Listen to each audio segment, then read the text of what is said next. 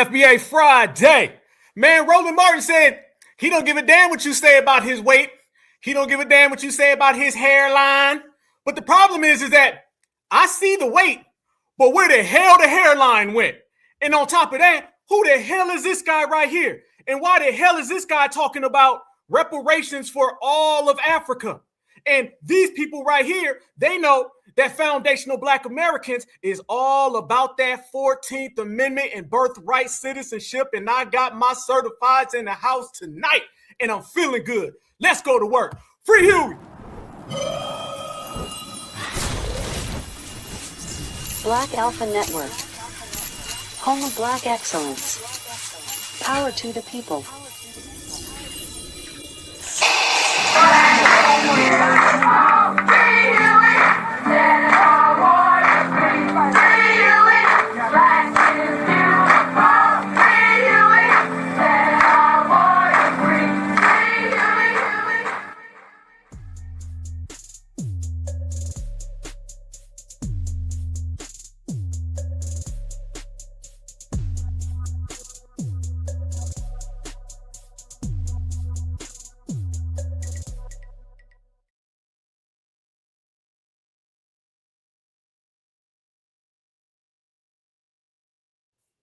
There they go. Freeze frame. Certified. Salute. FBA, we in the house. Let's go to work, fam. Detroit's in here. Las Vegas is in here. Free Huey. I see New York's in the building, in the place. Virginia already stepped in early. Let's go to work. Kansas City. Kansas is in here. Oh, let's represent. Shout out to the team. Atlanta's in here. Connecticut's in here. Let's go all the way live. Louisiana's in the place. What's happening, baby? You see Jacksonville's in the place, fam. Delaware's in the place, fam. I see you. St. Louis is in the building. Right here. I feel you, family. Minnesota's in here. Fort Lauderdale's in here. Florence is in here. Brooklyn's in the house. Is Brooklyn in the house? My brother Sage, I see you. Boston, Texas, Seattle, Colorado, California. One Love, I see the whole team. Another Jacksonville, Los Angeles. I see another Kansas City. Seattle's in here. Philly's in here. Chi-Town in the place. Oakland, Tampa, another Florida, two Floridas, NC, another Seattle, Las Vegas, Philly's in here, Black Alpha's in here. It's Friday, and this is our world. The song says black is beautiful, man. You know, I got a bunch of beautiful foundational Black Americans in here. Shout out to Bed-Stuy. There they go. Home of the brave. Family, I got a whole bunch of foundational Black American brothers and sisters, and this is our world, and this is the reparation generation, and an FBA renaissance, and we looking good, we feeling good, we run the game. Fam, if all that is true, then why the hell are these people running around here trying to tell us that Africa deserves reparations as a whole continent? Let's go to work. When he says those who benefited, that's an European conception of harm. It's individualistic. So even though slaves were exploited for the benefit of the state, even in America today, to be able to establish, that to benefit from any arrangement that compensates you as a descendant of a slave, they must trace the root because it's individualistic. We Africans. It doesn't work like that here. It doesn't work like that. You touch here. one, you touch all. All. That's how we work. That's how Africans. That's so it should be continent-wide. Wide. Or nation. Continent-wide reparations? For who? For what? I told y'all they not like us. We knew they was going to try to come with the finesse. Hey, I seen you in the chat. Somebody in the chat said Ghana's in here. That means we're going to have to bring the Febreze in here, ain't we? Yep.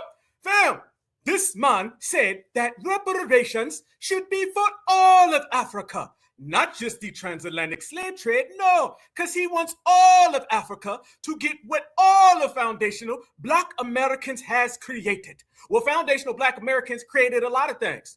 And the main thing that we've created is transportation. So we're going to have to transport their ass back over the Atlantic so they can understand you ain't getting a damn dollar.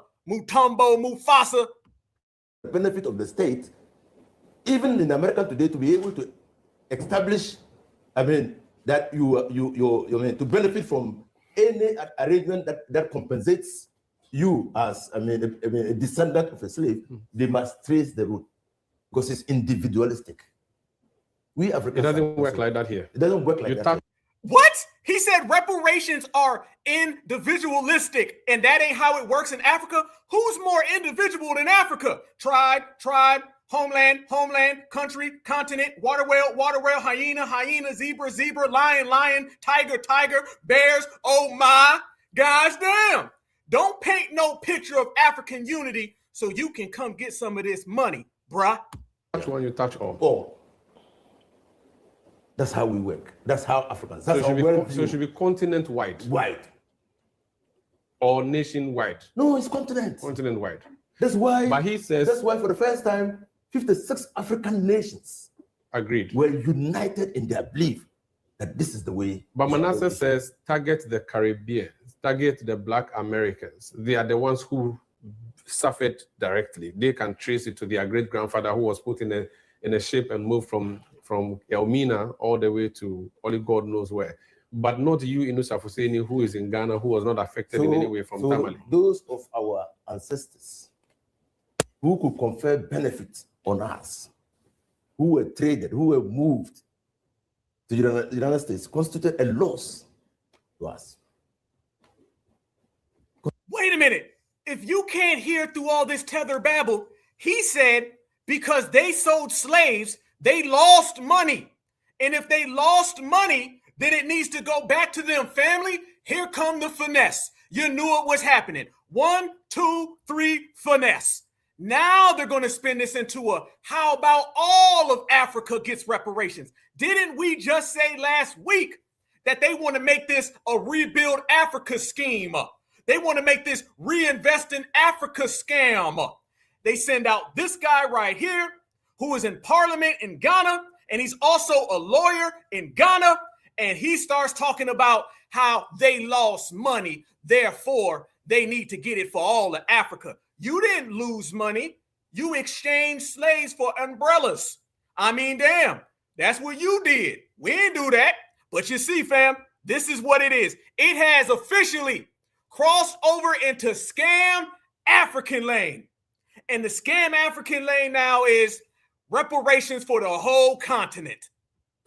Who were traded, who were moved to the United States, constituted a loss to us. Constituted a loss to us, whether within families or within nation states. And that's how we must look at it. No, that ain't how we looking at a damn thing. Let me tell you how we looking at it. Yeah, absolutely. Jollof logic. Fam, let's give him some soul food up in here, okay? We feeling real good today, y'all. Feeling better than ever. Clean, family. Shout out to the team, family. You know what I mean, family. Let me tell you the real logic, fam. The logic is we knew what y'all was trying to do. And this is why Black Americans shut it down. This is why the whole world knows right now that Black Americans do not support their transatlantic slave trade reparations, because we already know what it was hitting for. We already know. But fam, I'm going to get to him in a minute because we got some dirt on dude. Oh, yeah. What you thought? You thought somebody was going to come out, do what we said they was going to do, and Black Alpha wasn't going to catch him? You thought that he was going to come out with that Jollof babble, that foo-foo rant, and Black Alpha wasn't going to catch him, fam? Let me tell you something. I got receipts on him. I got receipts on his kids. And guess what those receipts are, y'all? Them receipts are about scamming. Hell, shit. Let's get right to it, fam. I'm feeling good. It's Friday in the house. Y'all look at this right here, fam. Look at this. Y'all look at your screen. Uh-oh. His son is facing 50 years in prison for a U.S. romance fraud. Oh, and money laundering. The scams are scamming. Are you surprised, my beautiful foundational Black Americans? Did we pull that one back on Mr. Mufasa, the 73rd? Did we, y'all? Oh, yeah, we got some scams on here. A romance fraud? Who was you trying to romance? I heard that the gorilla ain't interested. I heard the zebra don't want none. Okay, that's what eyes are herds on the block.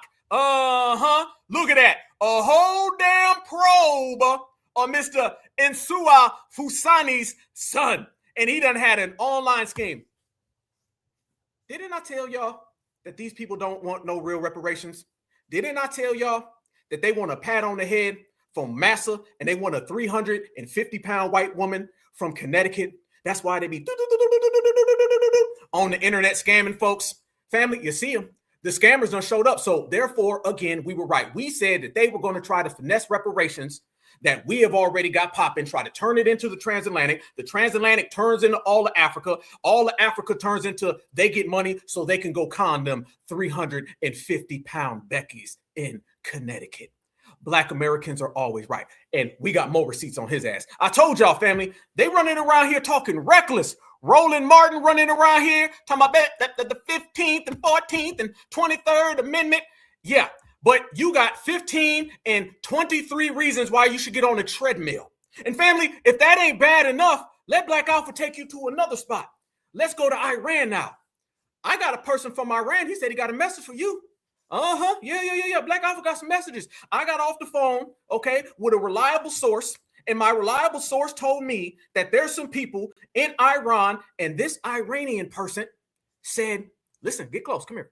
Listen, this Iranian person said that Black Americans and Iranians got the same struggle.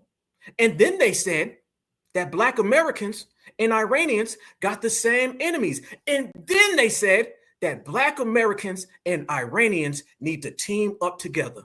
And they even brought in Nipsey Hussle. And they brought in Martin Luther King and Huey P. Newton and still trying to scam us. Family, you ain't just got to be a scam African. You can be a scam Iranian. Look at this, family. One more time. Mr. Muhammad has something to tell Black Americans. Assalamu alaikum, peace. I'm from Iran, and we are here to show you the solidarity and the connection that the US imperialism made us to have. Through one God, one blood, and one common enemy. All these people, martyrs that you had faced and have experienced, have the same experience as us. They fought against the imperialism, try to build their own foundation, try to build their own society. What? Foundation? Fam, he didn't even make it 30 seconds in. Foundation getting thrown around again. Didn't we tell everybody? Anytime somebody is talking to Black Americans, they always slide in foundation. They always slip that word in. For everybody who's got such a problem with foundational Black Americans, they love to throw in foundation every time they talk, don't they? Here is another love letter to Black America to get us involved. And family, they done pulled out Nipsey, they done pulled out Malcolm, and Martin's over there, and Huey's on the other side. He got a message for y'all. You, the solidarity and the connection that the US imperialism made us to have. Through one God, one blood, and one common enemy. All these people, martyrs that you had faced and have experienced, have the same experience as us. They fought against the imperialism, try to build their own foundation, try to build their own society independently, and got killed. None of these guys are unfamiliar with all these titles like gangsters, radicals, just like we are facing right now in the history in the Middle East. They're calling us terrorists, extremists. Fam, do we got a common enemy with this guy? Damn, he got Fred Hampton in the back. Fred Hampton's in the back. Look at these people using our FBA icons so we can come over there and fight them. Fam, don't this look just like what they did with George Floyd? Remember when they pulled this with George Floyd and all of us certified said we ain't falling for it? There you go, y'all. And do we got the same enemies? That's what he said. He said, even if you're gangsters and you are riders and you come from the west side, I'm on the west side of your side.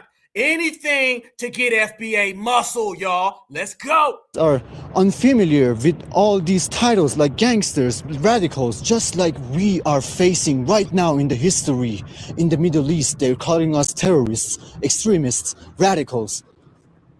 From Martin Luther King, Malcolm X to Nipsey Hussle, we are all Martin Luther King? What? Did he say Martin Luther King or Martin Luther King? Hold up. Malcolm X to Nipsey Hussle. Malcolm X. Malcolm X and Martin. He got Martin and Malcolm X, y'all. But we got the same problems now. This man can't even pronounce it. Here we go again. Radicals. From Martin Luther King, Malcolm X to Nipsey Hussle, we are all sharing the same goal, having an independent and free society. Assalamu alaikum. No, we free. Shit, we good to go. Who told you we wouldn't? Who told you we would? Fam, don't let these people come over here and talk to Black Americans with all that y'all's ain't free talk. Y'all's ain't on the right page talk. Don't listen to none of that. Now everybody want to come talk about who's free and who ain't and who's what and who's where. Black Americans is living fine. It's not my problem that your government is over there fighting another government and y'all dropping them things on each other. I just had me some ice cream today.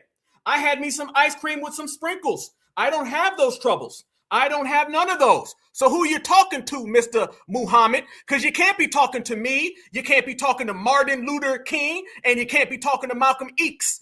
So get your game right. Here we go again, y'all. Another. They say it's black on black crime, but it's fucking murder. Martyr is alive, remember. From Iran to black community. We know everything. We know who is the real killer of our loved ones and yours. Having big enemies is blessing, and now we are involved with Epstein. This is Victory Lab. Marathon continues. This is the path. Black on black crime. He said black on, fam, he done came out there with everything, didn't he? Blacks on black crime, dog. What's up, Wody? What's crackulating? He just went down the whole list. Is this what they say? This what Black Americans say? Let me say it. Here we go again. That is walked by Martin Luther King, Malcolm X, and Nipsey, and people who care about finding out the truth all around the world. Now people can't stand being on the side of governments who kill children. Now nothing can stop this awareness from growing. From United States to Iran to Europe, we are one army against one enemy. The marathon continues. This slogan was created by the honorable martyr late Nipsey Hussle, and not many know that it's representing the culture of resistance and martyrdom. We, the Iranian people, are in the middle of war with the United States and Israel, and we gather here tonight to show you that we have way more in common than you think. One God, one blood, and one enemy. Marathon continues. Peace. The marathon continues. The marathon continues. And so does the regulating. There they go, family. You see what we're talking about? You see the type of time we on? Fam, I don't know about nobody else, but y'all know all of us right now. How many times did we say this? How many times did we call this out?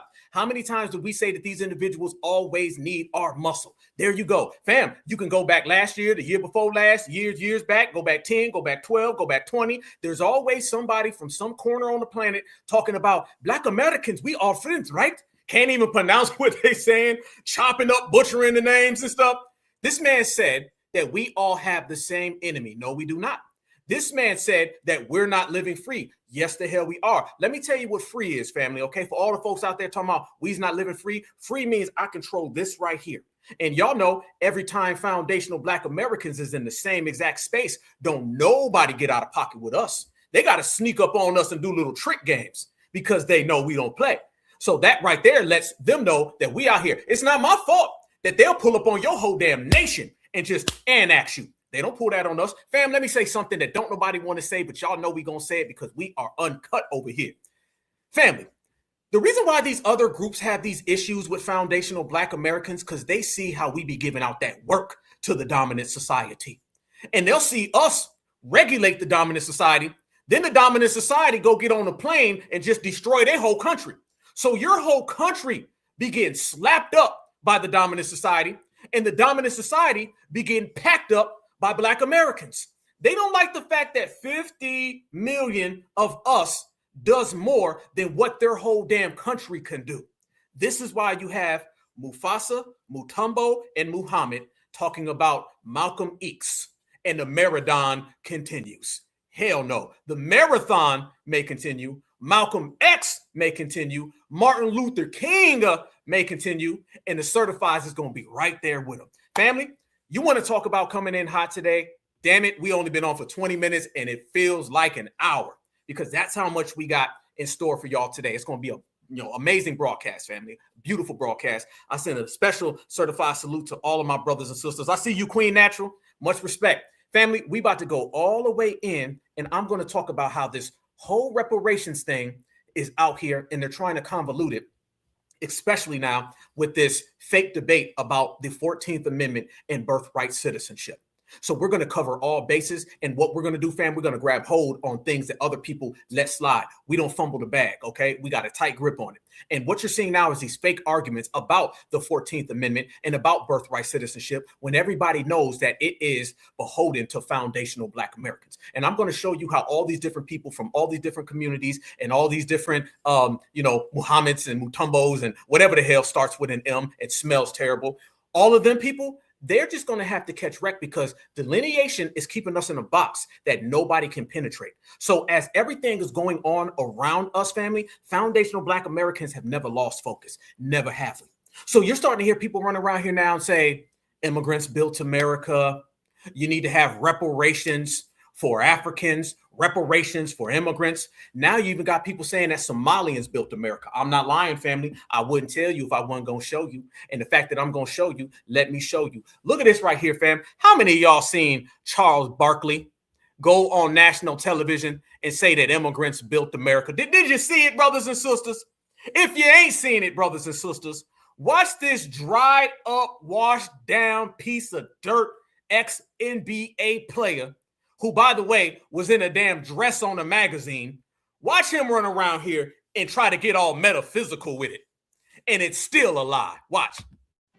The way some of these other immigrants are getting treated in our country right now is a travesty and a disgrace. I think there's a difference between amazing immigrants and criminal immigrants. And I think what's going on in our country, what we're doing to some of these amazing immigrants is really unfortunate and it's really sad. And that's a great immigrant story. We have a lot of great immigrant stories out there their stories need to be told. But some of the stuff that's happening to immigrants in our country right now is really unfortunate and it's really unfair. But immigrants built this country and we should admire them and respect them. Chuck, I love you, bro. Yeah, thank you. I appreciate it. What? Fam, did they get all deep? I love you, bro. Oh my goodness. They're acting like this man deserves a Nobel Peace Prize. And by the way, family, are you guys sad? Because I'm going to ask y'all. See, that's the thing. These folks just run their mouth and don't nobody ask the family. I'm going to ask the family, y'all. Is this sad? Because he said it was sad. I've not shed one tear. No tears over here. So is it sad? Do you guys see what happens to these amazing immigrants? And do you guys get upset? Or do you guys feel the same way I do, which is we feel nothing? The way some of these other immigrants are getting treated in our country right now is a travesty and a disgrace. I think there's a difference between amazing immigrants and criminal immigrants. And I think what's going on in our country, what we're doing to some of these amazing immigrants is really unfortunate and it's really sad. And that's a great immigrant story. We have a lot of great immigrant stories out there their stories need to be told. But some of the stuff that's happening to immigrants in our country right now is really unfortunate and it's really unfair. But immigrants built this country and we should admire them and respect them. But immigrants built this country. But immigrants built this country. No, the hell they didn't. No, the hell they didn't. It don't matter how many times you keep on saying that, family, you ain't built nothing. Family, brothers and sisters, kings and queens, goddess and gods, my beautiful brothers and sisters. Do they think that they can just repeat that and it'll become true? Is that what it is? Because, fam, we ain't seen not near immigrant build nothing in America, family. Only thing they done built up is the courage to jump over a border. And then they built up energy for us to call ICE. And then ICE done build up the momentum to pick them up and send them back home. So that's about the only thing they done built. You can't just repeat something and it becomes true. No, no, no. Immigrants didn't build no damn America. Foundational Black Americans did. And we're going to continue to say that because we're going to continue to shut down every single thing that they try to run. And at this point, fam, we done heard it all. And this is the beautiful part, brothers and sisters. The beautiful part is now we don't have to wait around for nothing. We already know the truth. We already know what's popping. And the more we express it, the more we shut down what they say. Remember, y'all, they'll come up with something for 2 or 3 weeks. It'll disappear. We'll say something and it'll go on forever. Because the truth is powerful, fam. Immigrants ain't built nothing. Foundational Black Americans did. Fam, let me show you something. I'm going to go there. We're going to go all the way there, fam. Let me show you. I'm going to show y'all, fam. This is how we get down over here on the Black Alpha Network. Y'all look at the screen. Ain't nobody else going to do this. This right here, family, is my ancestor. Yep, from Green, Mississippi. Mississippi. If Mississippi's in the building, please stand up. That right there, family, is what built the United States of America. Look at the top frame, fam. Ain't nobody else gonna show you this, fam. This ain't no decade ago. This ain't a week ago. This ain't last year.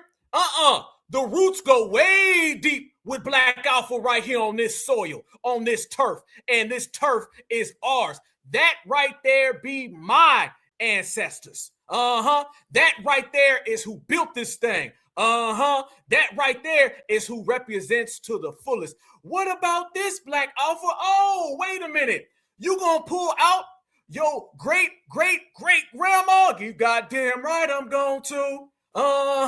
Shout out. Respect, because I tell you one thing, family, they never thought they would be on something called the internet. And they never thought that this energy created by their lineage, heritage, and culture would shut down everybody. But there it goes, family. Oh, we done traced our lineage over here. And we got even further back. And I can take you to multiple plantations. And you can see that beautiful foundational Black American sister. She look like she don't play. Y'all see why Black Alpha don't give a damn? You see why Black Alpha got so much energy and I can't sit still? Because I got that energy right there in that foundational Black American woman. And there ain't nothing like a foundational Black American woman. Shout out to all of our foundational Black American women in the chat. And no shout out to this Punjabi tether who said this right here.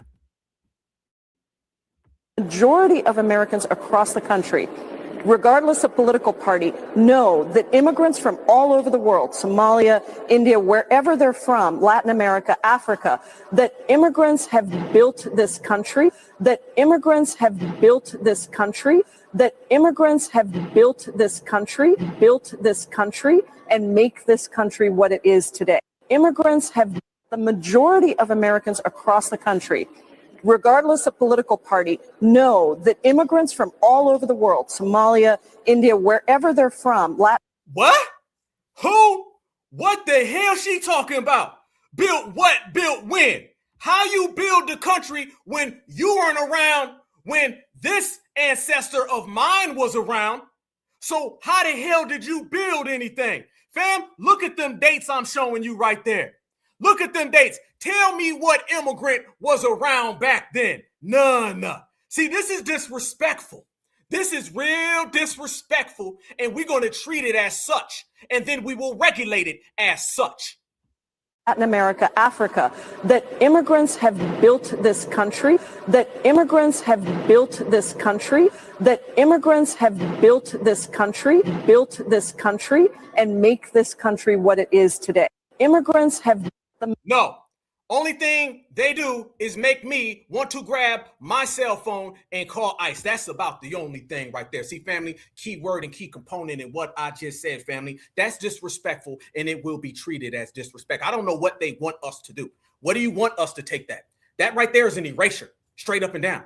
I'm sitting here showing everybody my ancestors, okay, that we take very serious, okay? Because without them, we would not be here, all right? And then you got somebody who wasn't even here. Fam, this person didn't come to America until she was like 17. She's got loyalty to 3 or 4 other countries. This is why birthright citizenship and the 14th Amendment will be solidified one way or another.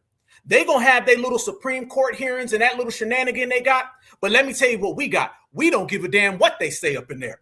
Because foundational Black Americans, we done earned our goddamn stay. This is where we are. This is our turf. You can't take it away. Every piece of concrete and every blade of grass belongs to our lineage. And I don't give a damn who says what, when, where, why. I'm going to tell you what it is. It's all about certified, foundational Black Americans and us staking our claim. And y'all know one thing about us. When we stake our claim, nobody can turn it around. So shout out to us, family, as we proceed to shut that down. You done had 2 people pop up and say immigrants built this country. How when immigrants weren't even here? I mean, we can just go home. Let me pull up in one of these places. Let me pull up. I'm going to be like, how? They weren't here. All right, everybody go home. Fam, we're not debating with these people. We're not going back and forth with nobody. Fam, everything that they saying is so much cap that we're not even going to sit there and be like, well, let's have it out. I'm not debating with nobody about that. Why would you debate with something that completely is false? Debate with somebody who says something completely out of pocket, out of bounds, off brand. No, we gonna say what it is. Your ass gonna get checked, and then we gonna get the check. Easy as work, fam. And that's how we are out here moving. And I love it. I love the energy, y'all. Shout out to everybody. While y'all are in the chat right now, I showed you guys my ancestors, and I can show y'all right there from Green, Mississippi. I can take you all the way on the other side to Honey Pass, South Carolina. I can also take you on up to Kentucky, where we want to go, family. We right here in the great state of Georgia. Y'all right now, since we out here permeating this energy that shuts everybody down, let's go ahead and get our own birthright citizenship intact. Tell me where your ancestors are from.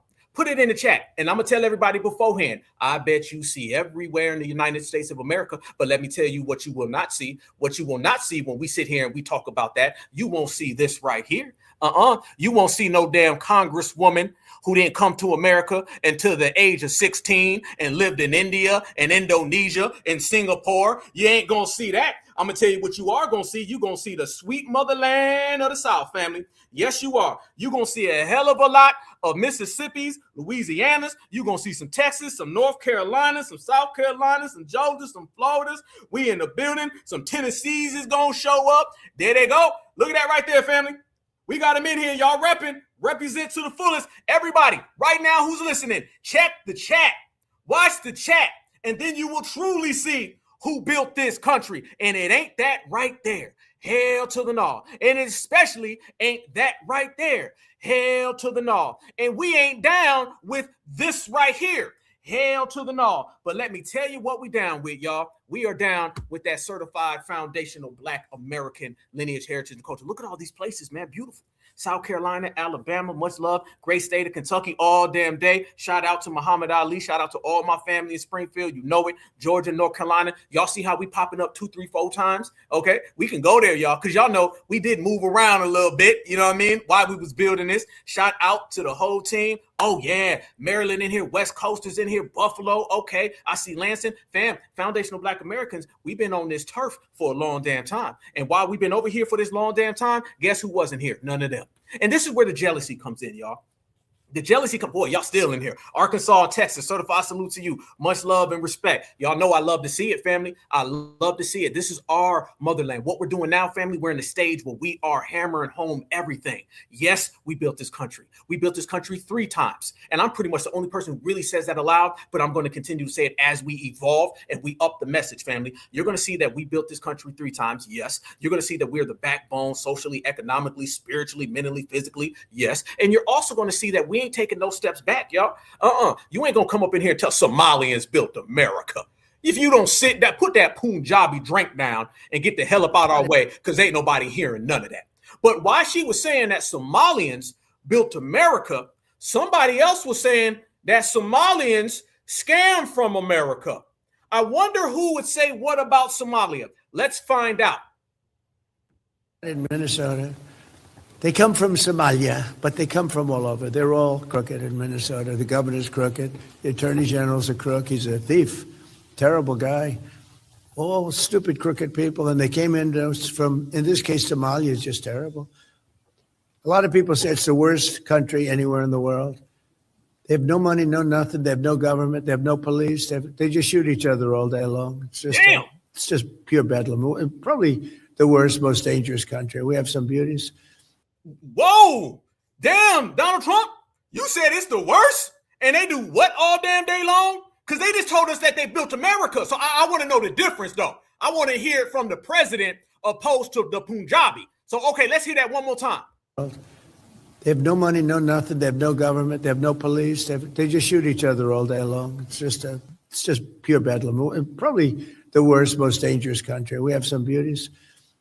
They go to Minnesota. And they stole $19 billion. $19 billion. And they're low IQ. I mean, I can generalize. They're low IQ people. Damn. They're bad people. They have 94% unemployment. In other words, they don't want to work. You know, get a lot of jobs available, right, with the economy. They don't want to work. Why would they work? And they sold more Mercedes-Benzes than any state in the union. Because they come here with no money. And they go out, they love a Mercedes-Benz, and they go out and buy Mercedes-Benzes.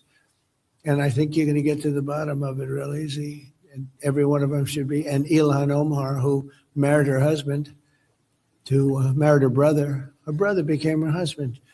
Damn! She married her brother? Damn. What else she do? Real easy. And every one of them should be. And Ilhan Omar, who married her husband married her brother became her husband. When she has to check a book, she says, any brothers? One. Any husband? One. She checks 2 people. So on top of everything else, she gets a double income tax cut. Damn! Rose Session. She's a stone cold crook, and everybody knows it. And the papers, they have one paper out in particular. The guy made a living writing about her, and I spoke to him. He said, but nobody does anything about it, sir. All you have to do is get his writings from the Indianapolis Star or whatever paper he works for. You don't even have to do anything. This guy spent 10 years investigating that crook, and you got to do something about it, or our people are going to get they're already upset. Takes too long. So JD, you go do it, and Russell, you better do it. Right there, family.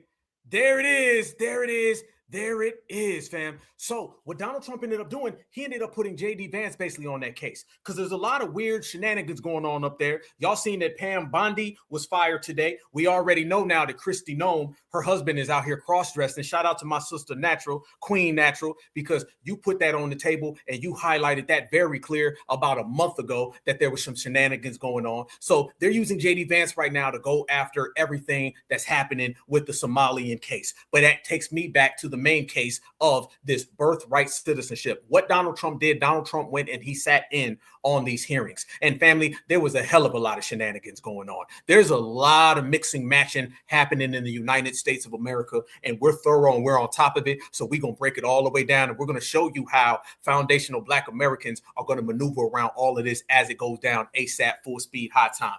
Family, let me show y'all exactly what I mean by that. They know that we know that they know that they running out of time. And the fact that they running out of time has a lot of people afraid. This is very pivotal era, fam, in the Tether-Geddon, all right? But remember, fam, no matter what happens with Tether-Geddon and the birthright citizenship, it doesn't change that foundational Black Americans run the game. Look at this right here, family. This is this whole case, and this is what it all boils down to. Efforts by President Trump to end birthright citizenship now before the U.S. Supreme Court. Today, justices heard oral arguments with President Trump right there in the chamber, the first sitting president to attend arguments at the Supreme Court. Today, the fate of birthright citizenship is in the hands of the Supreme Court after attorneys representing the Trump administration and the ACLU argued its constitutionality before the court's 9 justices. The administration wants to end birthright citizenship for the children of non-citizens, arguing the policy has been taken advantage of by undocumented immigrants. 8 billion people are one plane ride away from having a child who's a U.S. citizen. Birthright citizenship has long been tied to the 14th Amendment, which says anyone born or naturalized in the U.S. and subject to the jurisdiction thereof are citizens. The administration argues undocumented immigrants are not subject to the jurisdiction of the U.S. You're using some pretty obscure sources to get to this concept. But today, all 3 liberal justices and most of the conservative ones appeared skeptical. Children of ambassadors, children of enemies during a hostile invasion, children on warships, and then you expand it to the whole class of illegal aliens are here in the country. I'm not quite sure how you can get to that big group from such tiny and sort of idiosyncratic examples. President Trump attended today's arguments, the first sitting president to do so. He left halfway through the opening statement of the American Civil Liberties Union. The ACLU's attorney, born in the U.S. to Taiwanese parents, spoke after court was dismissed. Fam, we've been talking about not having these people be on the page or making decisions as tethers. Y'all notice that all of these tethers in positions of power write laws, make laws, support laws that support other tethers? This is why people say this is a hostile takeover in the United States of America. Family, it ain't no coincidence that every time you turn around, there's some Supreme Court justice, there's some Democratic politician, and every last one of them always support having illegals come over here for free. This is why this has to get shut down, because they're just going to continue to write laws that benefit their brethren. My parents and so many of our parents and ancestors who came to this country seeking refuge, seeking new opportunities, and who relied on the rule that we've had in this country for 150 years. Now, President. And what that mean? No, first off, that had nothing to do with you, first off.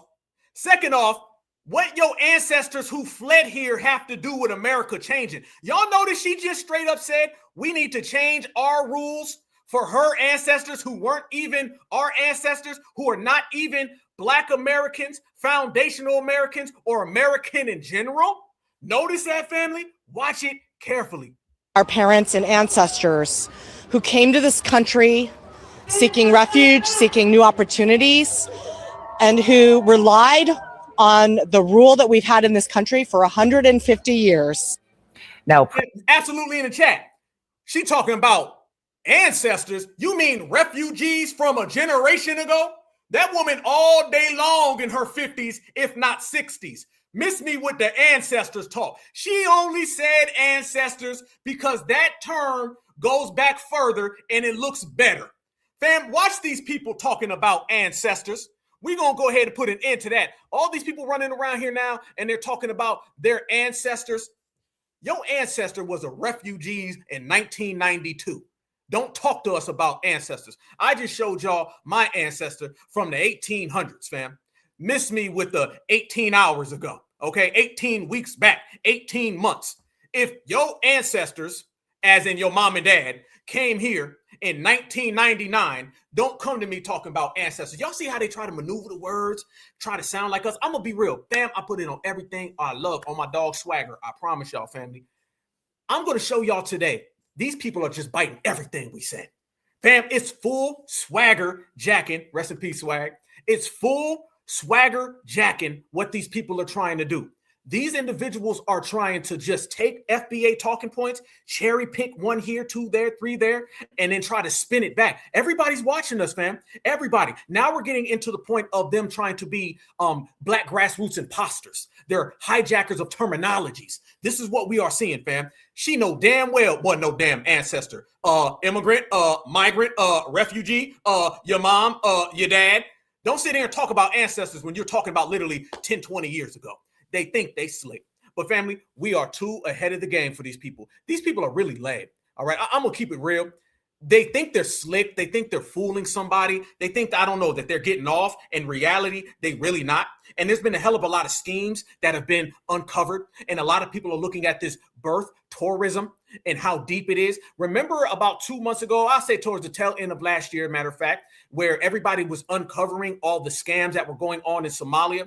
And then everybody put a big focus on the Somali scamming. Now there's a big emphasis on focus with this whole birth tourism that's been going on. You know how illegals will come here in the final weeks of pregnancy and then go have a baby in an alley. I was hearing stories about them doing that in Colorado and California and Texas. Yes, they would cross the border.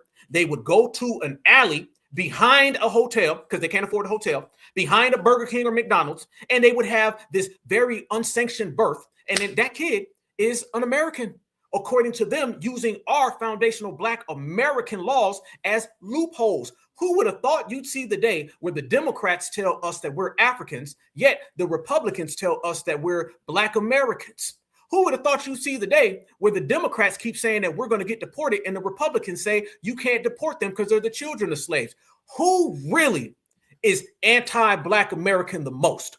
Both anti-Black American, but they tell us it's the Republicans here and the Democrats just ain't involved at all. Now you're seeing that it's really the Democrats because they're the ones pushing anti-Black American policies through this erasure, and everything they do always seems to go back to what? Benefiting illegals, fam. Look at some of this birth tourism that you're seeing right here. This is what we're talking about. Watch this and enjoy. Of the birthright citizenship. Listen to some of these examples. One Chinese billionaire reportedly has more than 100 U.S.-born children through surrogacy. The idea, build a future family and a business succession plan. Some clients, by the way, request up to 100 babies via multiple surrogacies. It can cost as much as $200,000. And why would they do that? Because babies born here are automatically U.S. citizens. Also, surrogacy is illegal in China. Nearly 41% of international surrogate parents in the United States are Chinese. The Chinese is taking full advantage of birthright citizenship. They're cleaning up, and their country don't even offer birthright citizenship. Hell, no Asian country does. And the people that will defend this, how birthright citizenship is being taken advantage of, that will defend that, will tell you, well, America is trying to keep America white as possible. America's racist. Hell, what do you think white men in the 1700s was thinking? What do you think white men in the 1800s were thinking? That they were going to import immigrants of color into this country? They were thinking about them? Make that make sense. And then how is it that you could go into a country illegally, fraudulently, you don't even supposed to be in this country. You have a baby and then that baby's legal. Like, what are we doing here? You know what I'm saying? This argument been destroyed on so many different levels, and they're going to modify it. I'm telling you, they're going to modify it because what they're using it for was not meant to be. It's meant for the descendants of enslaved Black Americans and free men in this country. White men in the 1700s, white men in the 1800s weren't thinking about importing immigrants of color into this country. Why would they when they're trying to keep the country white as possible, right? America's racist. Why would they think about immigrants of color? Like, advantage of the birth. Stop. Family, they said that Chinese dude had over 100 kids.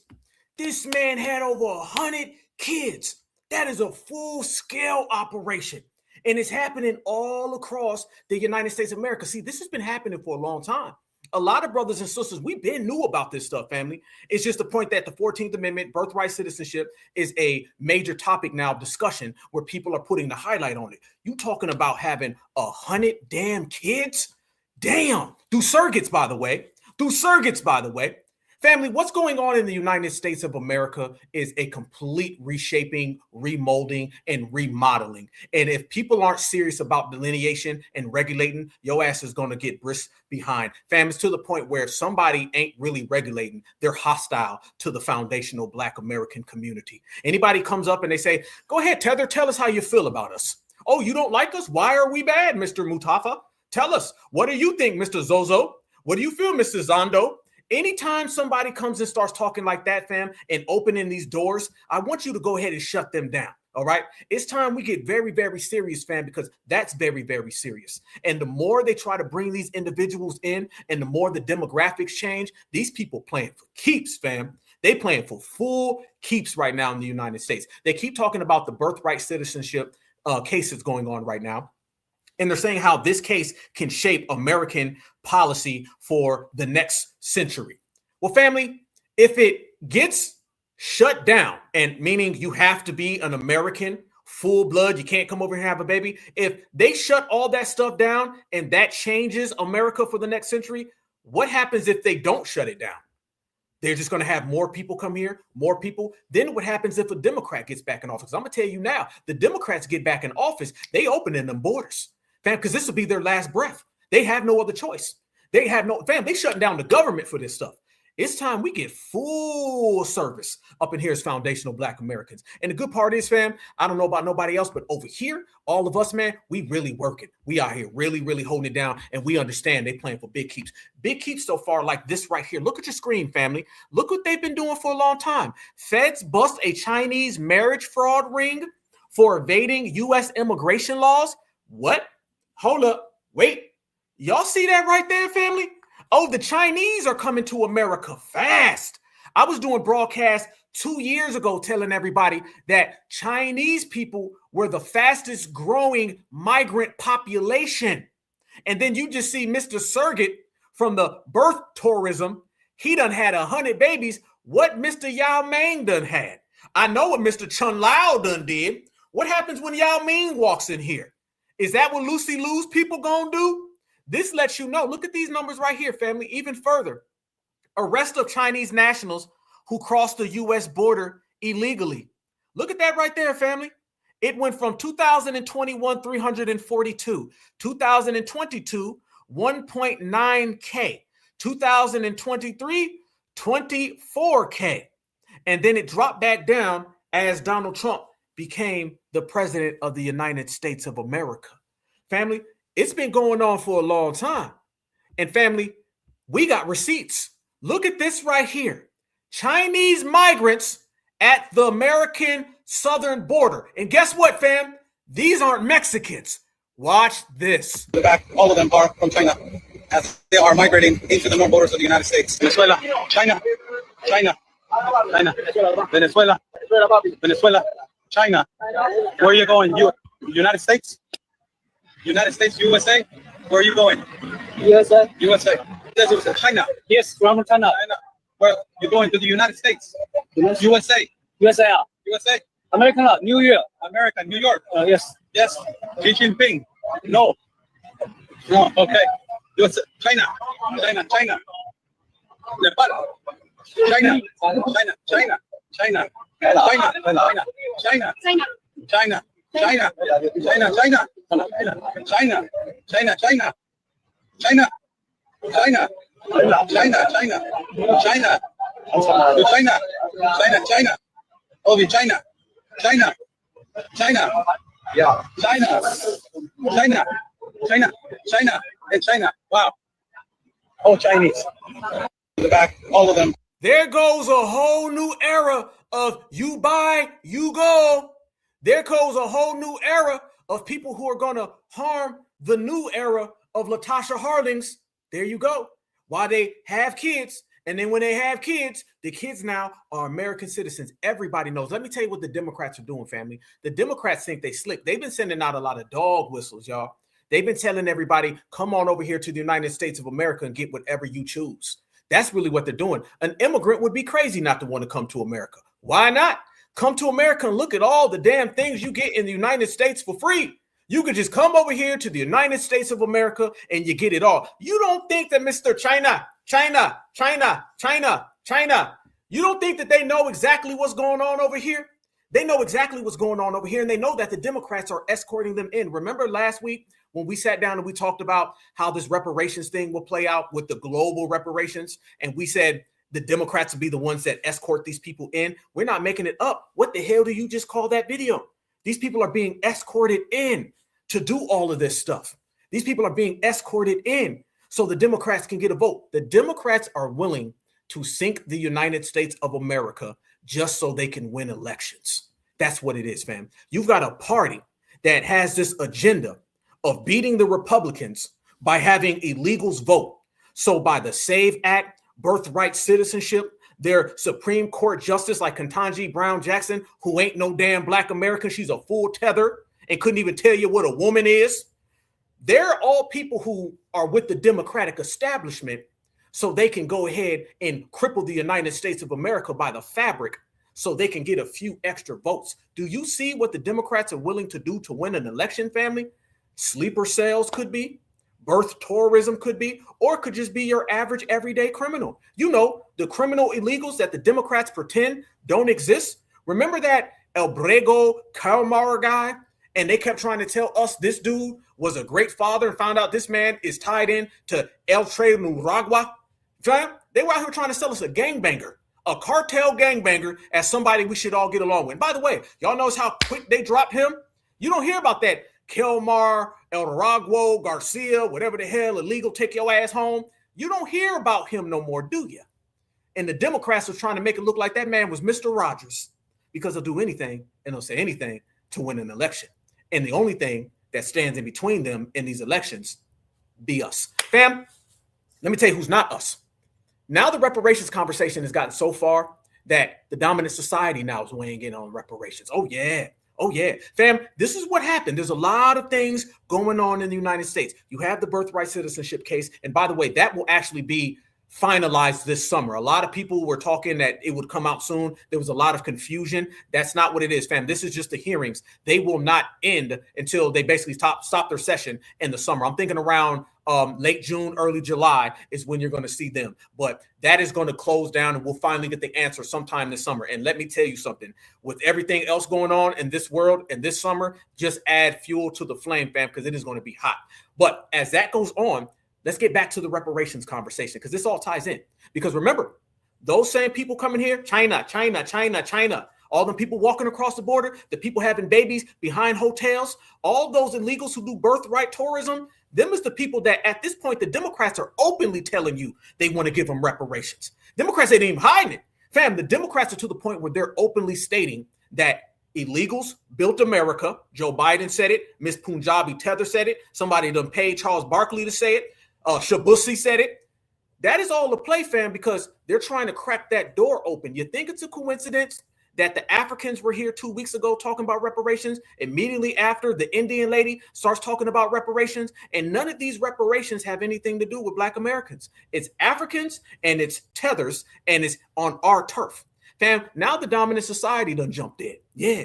Fam, I'm telling you, I'm going to show y'all some stuff that's going to blow your mind, fam. Everybody's using our talking points. You're going to hear foundation pop up 100 different times. Yes. For everybody who seems to always be hating on foundational Black Americans, they love saying our terms, right? And you're also going to see W saying that they deserve reparations. Yeah. It goes there. And then you're also going to see this lady right here who says she deserves reparations because she said that she's a Black woman. Yep. Family, look at this lady.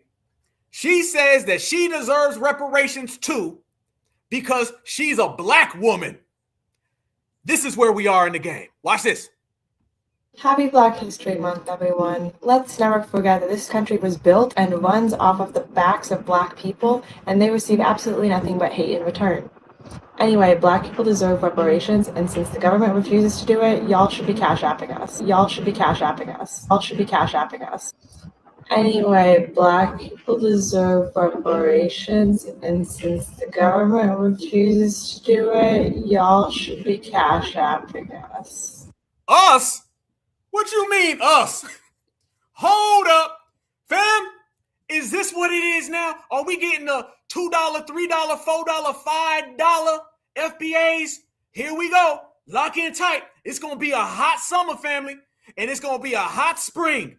There you go. She says that she needs to get cash apped because she deserves reparations because she's saying that she's a Black woman. Here we go again. Happy Black History Month, everyone. Let's never forget that this country was built and runs off of the backs of Black people, and they receive absolutely nothing but hate in return. Anyway, Black people deserve reparations, and since the government refuses to do it, y'all should be cash apping us. Y'all should be cash apping us. Y'all should be cash apping us. Anyway, Black people deserve reparations, and since the government refuses to do it, y'all should be cash apping us. All month long. White people should be getting reparations for the oppression that our government has put on us for the last 80 years at least. White people are forced to pay so much in taxes, they don't even have enough money to have kids anymore. There needs to be government funding to every white family who has kids. Every kid that you have, you should be getting a monthly $3,000, the same way other people do in this country. Like white people should have paid Black people for reparations. Stop, family. There you go. And he's got little kids. Yes, he has a bunch of BS, baby supremacists, and he wants the baby supremacists to inherit reparations. Fam, I already showed you 2 males who want your reparations.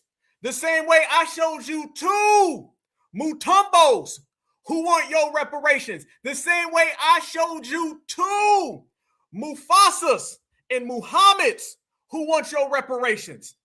It's getting out of control.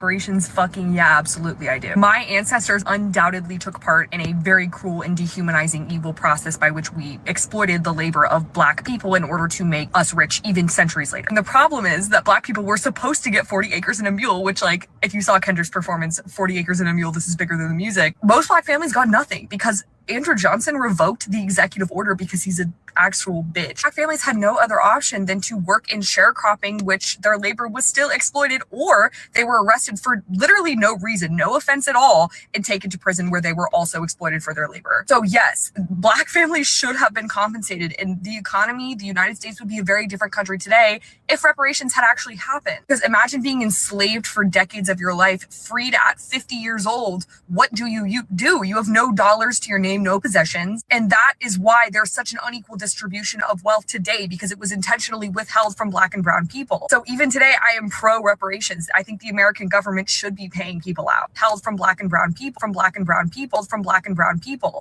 There you go. You caught it. You seen it. You knew I was going to catch it, boy. I see everything. Shout out to the team. Black and brown people. All that mayo babble just to at the very end, before the door closes, before you shut the window, she done slid in Julio. Because she looked like Julio be sliding in her. You see what we talking about, fam? So now Julio done entered the chat. Mufasa, Mutombo, Julio, Yao Ming, Muhammad, Becky, and here goes more. 50 years old, what do? You have no dollars to your name, no possessions. And that is why there's such an unequal distribution of wealth today, because it was intentionally withheld from Black and brown people. So even today, I am pro reparations. I think the American government should be paying people out, held from Black and brown people, from Black and brown people, from Black and brown people. So even today, I am pro reparations. I think the American government should be paying people out. Sorry. I agree with that so much. I don't. Y'all think she be down with reparations if she removed the brown? Fam, notice everybody's okay with reparations when it goes to everybody other than us. When it ain't Black Americans, they all love reparations. When it's the brown folks, they love reparations. When it's Africans, they love reparations. When it's people harmed by ICE, they love reparations. When you say reparations specifically, exclusively, and directly for foundational Black Americans, then they vote no. Understand what everybody's so afraid of. Why are people so afraid to tell the truth about our history, about white supremacy, about whiteness? If this country ever wants to live up to the ideals that it claims it stands by, then we've got to tell the truth. I love my Black Americans, and I totally understand. No, you don't. Totally understand the anger. No. Like my sister Natural always say, miss me with these love letters. Fam, how many love letters have y'all been seeing? How many? You always see somebody on TikTok making this love letter to Black folks. Let it be the courtroom. They be the main ones pointing you out. They be the main ones calling the police on you. Notice, fam, they always run to TikTok and do this. I love Black Americans. Y'all so's good. And they don't do this with nobody else. You don't see her making a love letter to Yao Ming. Yao Ming doesn't make a love letter to Selena. Selena doesn't make a love letter to Mr. Sanchez. They always do these love letters with Black Americans. I mean, every race does it, fam. Everyone. That's a whole trend. That's a thing that they do. I love Black folks. I just want to tell you, I don't like what y'all go through. I'm just tired of it. Man, I'm tired of my community, what they do to y'all, even though I don't stop it, even though I don't say nothing, even though I'm always on the side of grandma. But I love y'all Black Americans. No, the hell you don't. And guess what? We don't love you neither.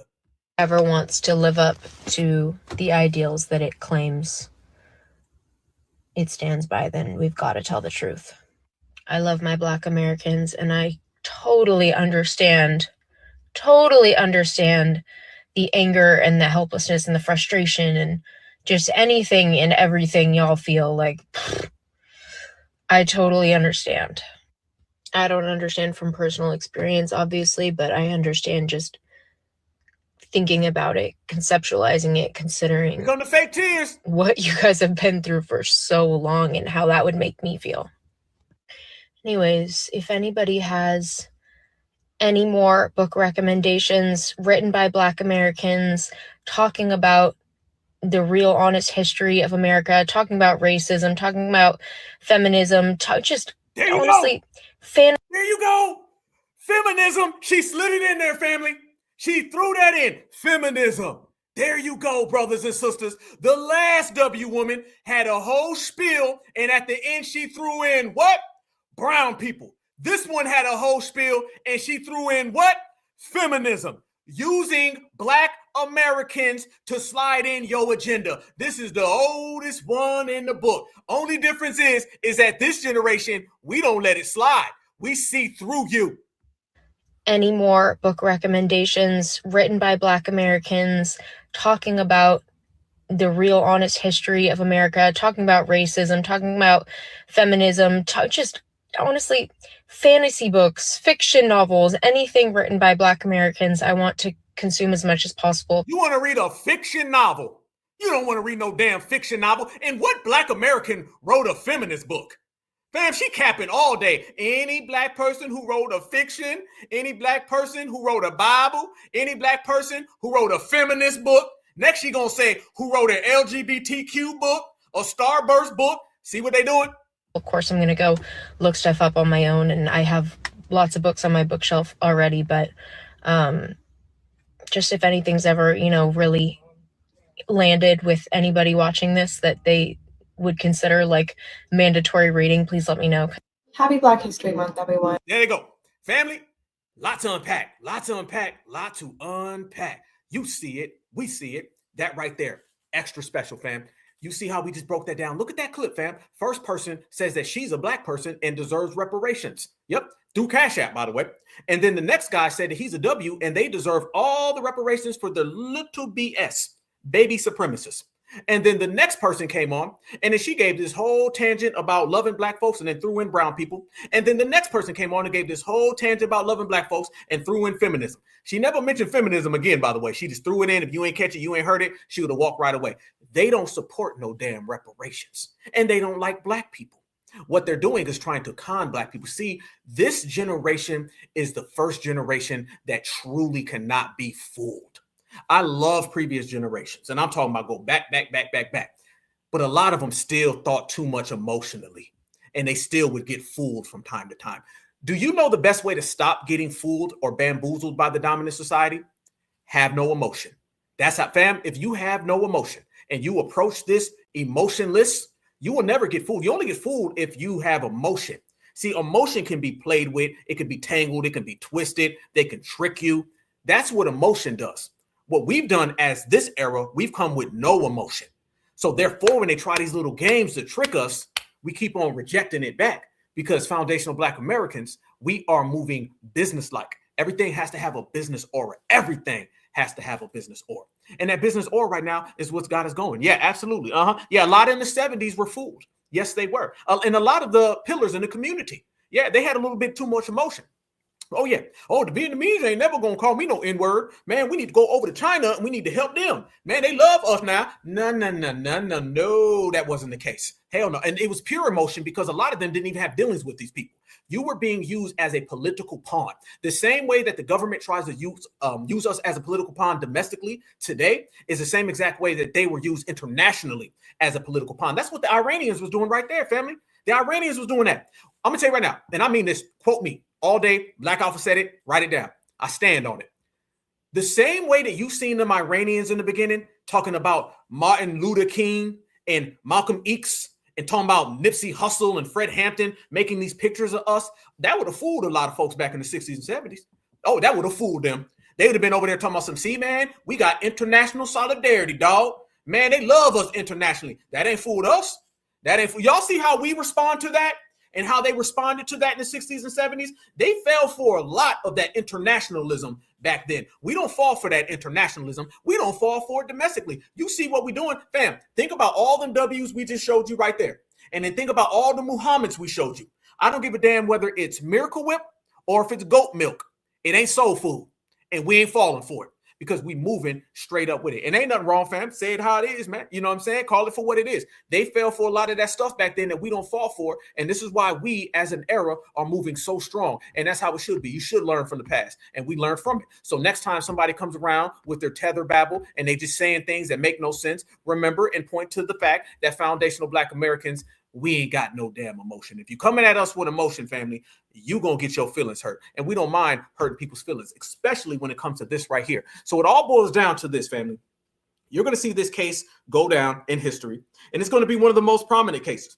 And however it turns out, you're going to see a bunch of people in the streets jumping for joy. You're going to see a bunch of people in the streets having fun. And you're going to see a bunch of people in the streets trying to tell Black Americans what we should do. But I'm going to tell you what foundational Black Americans are going to do, not because I have a crystal ball, not because I can see into the future, but because I am of the lineage. And one thing I know for certain is my beautiful foundational Black American brothers and sisters. This is what's going to happen. These people are going to come up with whatever they come up with. They're going to come to their decision. Like I said, it's going to be in the summertime when they finish with it. However, we as foundational Black Americans, we already know what time it is. You can't play us. You can't hustle us. That you can get deported talk ain't scared us. So the very fact is, fam, we still ain't voting Democrat. So y'all can do whatever y'all want to do. You can say whatever you want to say. We still ain't voting for the Democratic Party. So the Democratic Party, you can cancel all that. See, this is a means, fam, where they want to get Black Americans involved so they can say, see, we told you so. That's what they're trying to do with this. And now they're sending out the Democratic shills. Y'all look at these Democratic shills, family. Look at these people. Now they're saying that birthright citizenship affects Black people. Remember when deportations affected Black people? Now they're saying birthright citizenship affects Black people. Watch this. Immigration situations don't affect you, that's completely fine. However, after slavery, after we were freed, we were fighting for humanity, yes, but overall, we were fighting for citizenship. And Black Americans have been second-class citizens in this country since we were freed. So the reason why immigration things affects us as Black Americans is because when they're talking about birthright citizenship and we're talking about citizenship in general, we are the blueprint in this country for citizenship outside of white people, outside of white men. So no matter what, when we're talking about citizenship in this country, we are the centers of that because all of the citizenship laws and things that have been created what's your point? What point does she make, fam? She's babbling. What the hell is her point? And then the birthright citizenship, it could be. Y'all see she's guessing. Y'all see how she just making stuff up? She don't believe her damn self. Listen to how she's trying to babble to scare us. Because on Saturday, they lied to us and Donald Trump gonna get us. I think this is a tether. Fam, is this a tether? I hear an accent too. Yeah, fam, this is a tether. Straight up and down. This is a damn tether trying to scare Black Americans because she's scared that she about to go home. Remember, y'all, they scare us because they're scared to get deported. This is a damn tether. This is a tether trying to hide the right side of her damn 5 head. She trying to reduce that 5 head to a 2 head. If you don't get out of here, this is a damn tether. Been heavily influenced by the Black American identity. So as a Black American, with them saying, hey, birthright citizenship is up for grabs right now, that affects us because number one, think about the fact that a lot of people in the older generation were lucky to even have a birth certificate, and some of them don't have the documents to prove that they are citizens. So if they are taking away birthright citizenship when you're having a baby, you have to prove your citizenship in order for your child to receive citizenship, even if you are a born and bred, true, full-blooded American. So Black Americans, sure, immigration, when you hear immigration, we didn't immigrate here, but when you hear citizenship, pay attention. That's us. As a Black American. Yeah. Notice, family, she keeps overemphasizing as a Black American. Anytime someone says that, they're lying. What I told y'all before, I don't start this show and say, hey, everybody, as a Black American, free Huey. I don't start this show and say, hey, as a Black American, FBA Friday. Hey, as a Black American, we in the house. We don't say that. We don't go to the barbecue or the reunion and say, hey, as a family member, good to see y'all. As a family member, pass the hot dogs. We don't do that. Fam, that's a damn tether. And the shields and the tethers are everywhere. Citizenship conversation because we only have citizenship as a result of the 14th Amendment. And I know that there are segments of Black Americans that believe that we grew here like cornstalk. But if you're paying attention to the Supreme Court conversations that have been had today, they do not give a damn about indigeneity and have gone so far as to question Native folks. And if tribal indigenous folks can claim U.S. citizenship on their own land. I did a video last year, particularly talking about the Dred Scott decision of 1857. And if you're watching this on TikTok, you can look at my caption for that video. And I was talking about how the Dred Scott decision, which was a Supreme Court decision, tells you what you need to know about how they feel about us being here. Chief Justice Robert B. Taney said that Black people had no rights that a white man was bound to respect. That the Declaration of Independence naming that all men were created equal was not for us. And that ultimately servitude was our place as Black people in the United States of America. Is she a tether too? Boy, that hairline looked like a cliff. It looked like a cliff, y'all. Somebody looked like they about to goddamn go climbing up that mountain. Man, is this a tether as well? I know she's clearly a Democratic shield, but I'm getting tether crack right here. This sounds and looks like a tether crack. Notice this pattern here, brothers and sisters. It's a hell of a lot of tethers. A hell of a lot of tethers who seem very concerned. Are you scared, tethers? Just say, if you're scared, just say you're scared. Yeah, absolutely. Just go home.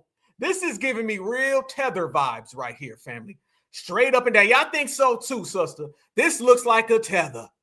You can absolutely recognize that no matter how many times they talk about illegals gaining citizenship, they don't want Black people to have it either. I find it odd that in this time, Black people will be trusting anything white men have to say. When the reason we have...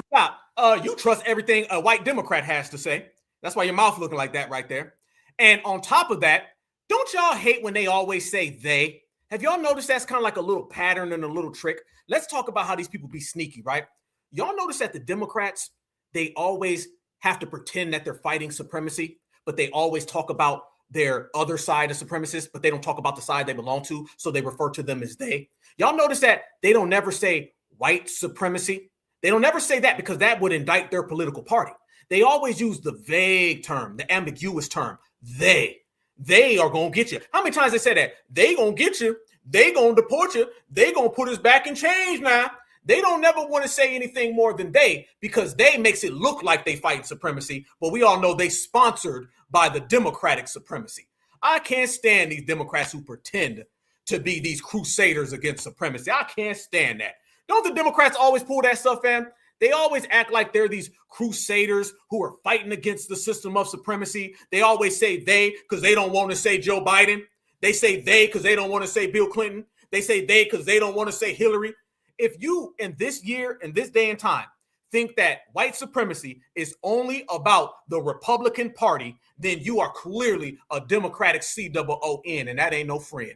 Miss me with the time frame where the Democrats always get exonerated from supremacy as if these people ain't brother and sister-in-laws. These are supremacist relatives. So miss me with all that. Well, you know, as a Black American, or they is out to get us, or they is trying to find us. That's that same Democratic shield energy. And notice, fam, they always want us to get deported. You ever notice they're almost happy when they're talking? Watch this woman.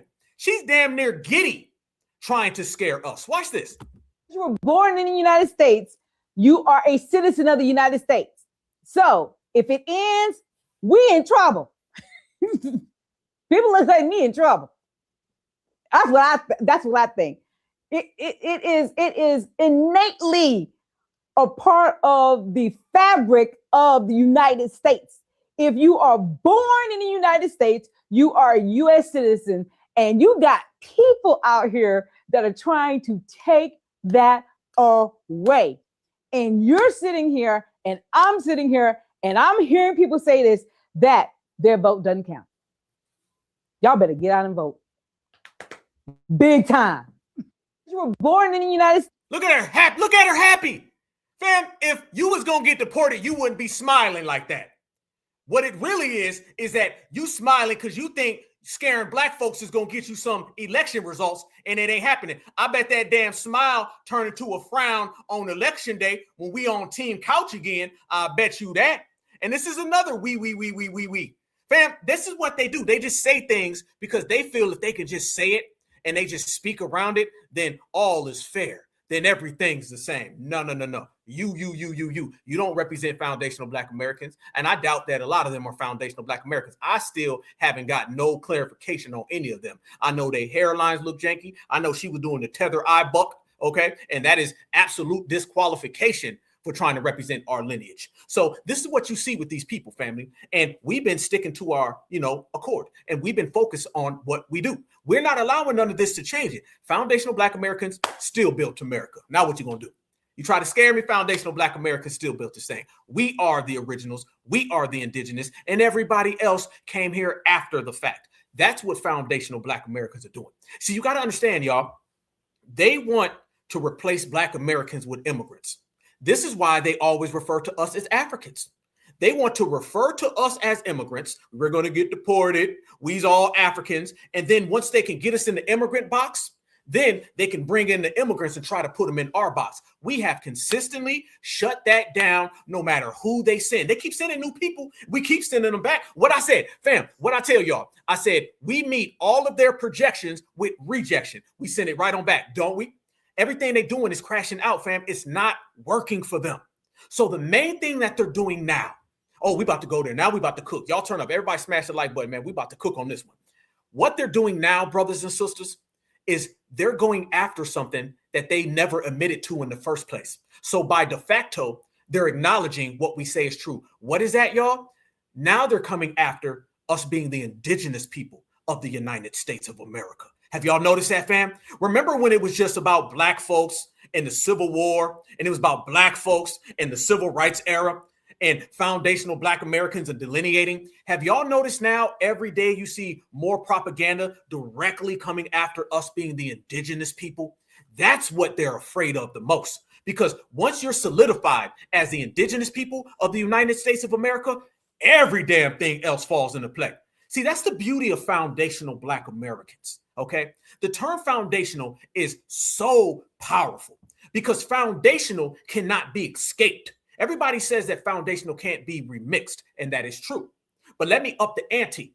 Foundational cannot be escaped. You can't run from it. It goes everywhere you go in anything in life. The foundation to your house, the foundation to your soul. What's the strongest thing on the planet Earth, family? It's not concrete. It's not boulder. It's not rocks. The strongest thing on the planet Earth is roots from a tree.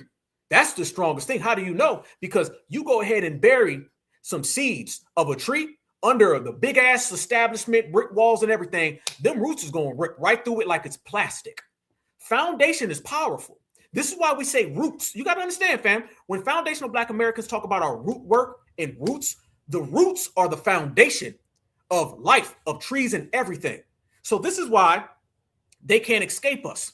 They can't run from us. They can't hide. Foundation is a powerful word, a powerful, powerful term. Tariq said it best a couple weeks ago. He said it's to the point where foundation has to be mandatory. Because when you just say Black American, you're going to get into a elongated debate with somebody who comes over here and says, I'm Black American just like you, brother. Just like you. Black American, they can play with that. Even though you can have some facts and you put it on the table, they still going to play with that. I ain't seen nobody playing with foundation. Ain't nobody playing with foundational. And family, this is what I mean when I tell y'all these people are out here trying to come after foundational Black American indigenous status because they're afraid of us really getting a grip on that, because that will shut it all down. Let me tell you what it is, fam. Anybody who ever plays cards, somebody can have a great deck. You could have a wonderful deck. But if somebody got a royal flush, we don't give a damn about your 15 cards. And that's exactly what foundation is. The foundational Black American, Aboriginal, Indigenous, that is the number one royal flush that shuts everything down. So now you're seeing a concentrated effort towards it. And they sending out a hell of a lot of these COONs. Watch this right here, family, and watch how we shut this down as well. The same way he got shut down when he tried to ask for a phone number and the girl said she don't like losers. Okay, y'all watch this. Good news that we have recently received good news that the reparations may be paid out to descendants of the Atlantic slave trade. So I have a question for the FBAs. Is all of that Native American talking about we were already here, we were indigenous to this land, we not African descent, we were already here? Are y'all gonna be saying that shit when it's time for them white folks to pay out them reparations? Because they didn't say FBA, they said the descendants of the African Atlantic slave trade. So are you still going to be FBA? Are you still going to be distancing yourself when it comes to getting that new Gucci bag? Leave a comment below. We have recently received... Oh, we got some comments for you. Oh, we got some comments for you, bruh. Here we go. We got even more. Hold up. Let's go. Back and forth with the FBAs on numerous occasions in the past 2 years, especially. And I know by definition, I know exactly what foundational Black American means. I, by definition, will be a foundational Black American. I was the first Black American in my family, basically, to travel out of the country and do something like I've done. So obviously, for generations and centuries, my family has been in the United States. But my pushback with the FBAs is a large number, a significant portion of them like to do this thing that they call delineation, where they like to say that they're not African descent. And there's also a large portion of them that have even said that if a Black American has a baby with an African, such as a Nigerian, that they would be having a biracial baby. And there's some people that say, also, you don't understand the concept of race. No, I understand it. I asked the question and they don't know the answer. And then I even looked on my Twitter posts whenever I said that about the biracial baby, and there's FBAs claiming that I'm Namibian and they think that I'm a foreigner. This tatted up Black dude with the Sonic the Hedgehog haircut, not anymore, it's shorter now. That man tried to make it look like Sonic the Hedgehog haircuts are synonymous with Black Americans. How could I be a damn tether? I got a Sonic the Hedgehog haircut. I got a haircut like a 7-year-old in 1993 from a Sega Genesis video games. What you got next, Tails? Is that what you got, fam? This man sitting here banging Sonic and trying to talk like he's certified. You better take that damn Sonic the Hedgehog hairstyle and that damn Tails forehead and get the hell up out of here. This is what we be talking about right here. Yeah, and I'm getting a whole lot of zest coming from this dude right here. We gonna go there. Let's go. That those running around tatted up with the bird nest haircut is not an African thing. That is a Black American thing significantly. And FBAs are so delineated from Africa that they can't even recognize another FBA. So you guys may have seen me go back and forth with the FBAs on numerous occasions in the past 2 years, especially. And I know by definition, so you guys may have seen me go. And I know you lame. Oh, so he wanted them passport dudes. Is that what I don't even know. Let me tell you something, family. Let me tell you about Black Ops. Listen, I only listen to stars, family. I don't even know these losers, family. If your ass ain't moving the crowd, fam, I don't know you. You know what I'm saying? That's the beauty of the spotlight, family. When you in the spotlight, you don't know nobody who else ain't in it. Okay, so I don't even know this guy. He one of them. Okay, a passport H to the Izzo without the V to the Izzy. Let me go there, fam. This is what we talking about, all right? These people running around here now, and they got this whole thing. By the way, I hate when people say delineate, okay? You can't even say that right. I hate when I hear you FBAs. Don't you hate when they say the FBAs and delineate, okay? Delineate. Get it right. And if you can't say it right, then I am questioning you. I'm questioning a lot of things. I'm questioning if you've ever had a woman. I'm questioning if you've had a lot of men. I think I got the answer to that. And I'm also questioning, are you intelligent? Because everybody knows that certified foundational Black Americans, we are the originators, number one. Nothing came before us, plenty come after, but everybody who comes after wipe their feet at the door. That's what I know for certain. And let me tell you what else I know for certain, family, is that this whole indigenous foundational Black American vibe has got a lot of people afraid, okay? Because they delineate and we delineate, okay? And we also regulate. And we will regulate Sonic the Hedgehog, and we will regulate the Sega Genesis, and we will regulate the passport H to the Izzos without the V to the Izzays. And we will regulate anybody who steps to the plate, because look what they're doing now. Typical Black American composition. Look at this, family. We're going to put some holes in all of this. And we've done this before, and we have to continuously do this, brothers and sisters, because the more we do this, the more we solidify where we are and the more we shut things down. Fam, we don't have to even go to these people. We just shut them down. Look at this right here. They say Western European, 30%, American Indian, 2%, and African, 68%. Do y'all see this? Do y'all see this? This is all a lie. This is all cap. And we have shattered this, broke this down, and we have made this completely irrelevant. This means nothing. It holds no weight. This is nothing more than a trash-ass example of these people trying to stop us from being the certified foundational Black Americans that we are, because they know how. Let me ask you guys a question, and better yet, let's make a statement. Two things I'm going to point out that's about to shut all that down. We're about to neutralize all that, and we're going to do it in a certified way. Family, why do they always talk about the American Indian as if that person didn't come from somewhere else?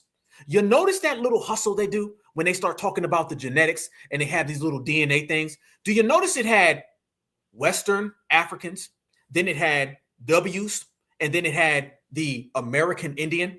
Who said that they were the originals? Why are they the barometer that everybody gets judged by? You see how they make the options make you believe that these people are the standard? So if you don't have none of them in you, then you can't be original. No, we don't have those American Indian Siberians because we're not from Siberia. They are. Why don't you make them take a test? I guarantee you when they take a test, it's going to go back to Siberia. And if theirs goes back to Siberia, then why the hell are they an option on your list? Because if they're on your list and you're trying to persuade us to believe that they're one of three of the originals, because that's really what they're doing.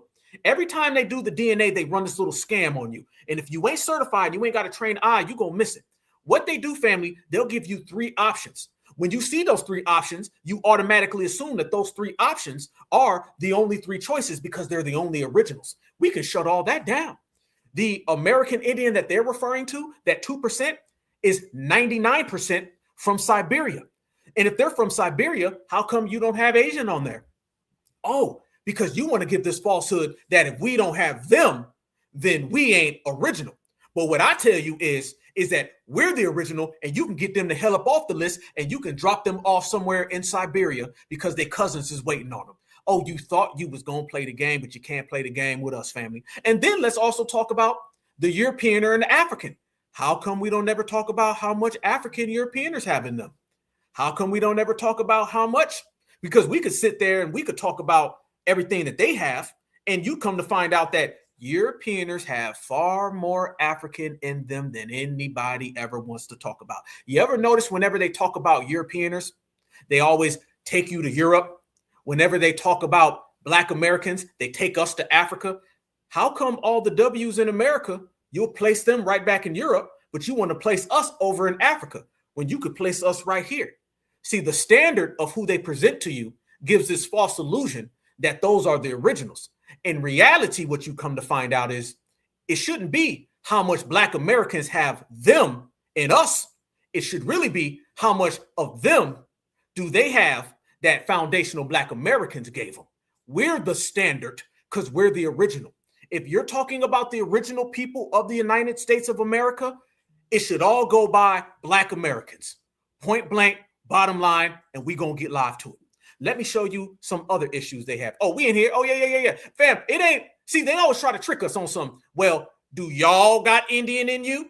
Because if you don't, then you can't be the original. Fam, it's more so about do they got us in them? That's really what we the standard. Okay. Trust me, y'all. They're trying to count. Last time I checked, 1, 2, 3, 4, and 5 comes before 5, 6, 7, 8, 9. Yes, it does. So the fact, family, that they try to place us like we're an afterthought when we're the original, case in point. Let me show y'all even further though, fam, because a lot of them people are having some issues right now. Yeah, because this whole birthright citizenship is absolutely, positively having a very, very terrible effect. Oh, yes, it is. Because right now, during all these trials with birthright citizenship in the 14th Amendment, and the 14th Amendment, by the way, that wasn't to give, mind you, fam, it was to reinforce our citizenship. It wasn't to give us citizenship. We were already citizens. But I digress. Let me show y'all this right here. Right now, family, they're calling out a lot of those Native American tribes, $2 Tonto tribes. And they're saying they don't classify as birthright citizenship either. And it all played out right there on the floor. Absolutely. FBAs are the original Indians. So they better get it right when they say that, because you're talking about the greatest. Watch this. So I was able to hear a good amount of the oral arguments today for the Supreme Court case regarding birthright citizenship, the Trump administration arguing that it should be overturned and eliminated and have a new interpretation, and the ACLU arguing that it should stay the way it's always been for more than a century already, right? And there was a moment during the oral arguments that had me thinking, what the hell is this? What is going on? It was also very telling of the Trump administration's mentality, right? And it was this question that Justice Neil Gorsuch posed to the Trump administration, to the Solicitor General John Sauer, the attorney arguing on Trump's behalf, right? Basically saying, hey, do you think that Native Americans, listen to this, qualify for birthright citizenship under your definition, under the Trump administration's interpretation of the Constitution, the 14th Amendment, precedent, all that? This is what the Trump administration responded. Do you think Native Americans today are birthright citizens under your test and under your friend's test? I think so. I mean, obviously they've been granted citizenship by statute. Put aside the statute. Do you think they're birthright citizens? No, I think the clear understanding that everybody agrees in the congressional debates is that the children of tribal Indians are not birthright I citizens. understand that's what they said, but your test is the domicile of the parents, and that would be the test you'd have us apply today, right? Yes, yes. So if a tribal Indian, for example, gives up allegiance to... Born today, birthright citizens. I think so on our test. Yeah, if they're lawfully domiciled here. Okay, and then I'm not sure. I have to think that through, but that's my reaction. I'll take the yes. That's all right. He wasn't sure. The Trump administration isn't sure if birthright citizenship applies to the children of Native Americans, to the children of tribal. No, No. Oh, you sweating now, ain't you? They sweating, y'all. They sweating, y'all. Here we go. Now you see what we talking about? Now you see how it goes? This is what I'm speaking on, fam. They nervous. They extra nervous. They extra scared. What it really is all these people who wanted to be their own little groups. They wanted to have their little reparations. They didn't want to include Black Americans. Now you see what's happening to them. Now you see what's going on. Now you see that these brothers and sisters who shut that down, we are here standing on business. That is in the question. And this ties into what we've been talking about, how a lot of these people have been out here and they have been getting snatched up as well. There you go. And the fact that they getting snatched up and it's getting put into question has all of them afraid, man. All of them afraid. This is what I'm talking about, fam. This is what I mean. They all was on their little tribes, fam. They was all their little tribes. They was all out there doing their little tribal dances. Stay over there. Don't be mad now because you didn't want to be a part of America. Remember, they was the ones running around here talking about something. The W came here and he conquered us and he sold us and he lied to us and he deceived us. Y'all see what I'm talking about? Y'all see what I'm saying? Now they are afraid. Yep. That sounded like the Trump administration guy that was giving the whole little debate. What it sounded like, family, he was saying a nice way of let this pass and that's your ass. That's what it sounded like to me, family. That was basically him saying, I don't think y'all got birthright citizenship. I don't think y'all deserve it. I don't think that's for y'all. That's what it sounded like to me. And to me, these people are afraid. And it goes back to what we always saying. All of them are afraid. Absolutely. It's over. So you are Siberians. See how all this comes to light? See how we started and it becomes a swell of the grassroots movement. And then eventually you start seeing it go up the rankings and up the channels. And eventually it falls on the lap on the biggest office and the biggest story in the biggest country. And FBA did that. So that's the next thing. I'm telling you right now, they're going to start putting it all the way in where they're going to say, well, hold on now. Let's address y'all. Y'all need to be addressed. And it ain't going to be too good. So, family, this is what we've been doing. Absolutely. Them Eskimo tests. I like that. This is what we're doing right now, family. Certified Foundational Black Americans. We are out here and we're exposing everything. The old adage, fam, we kicking up dust. That's what we're doing. We kicking up dust. And by us doing that, that is shutting down all the naysayers, all the ops, and everything in between. And the reason why it's that way is because we have been holding down the fort for the longest amount of time. Why nobody else wanted to. This is our country. This is our time frame. And we're doing whatever the hell we want to do. And let me say this as well, family. Do you know that the president of Ghana, he responded to all of us? And a lot of people didn't catch it, but I catch everything. Family, the president of Ghana, he came out with a little statement.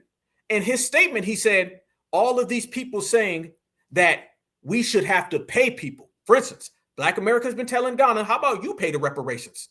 Now he comes out with a statement and he says, we ain't got to pay nobody.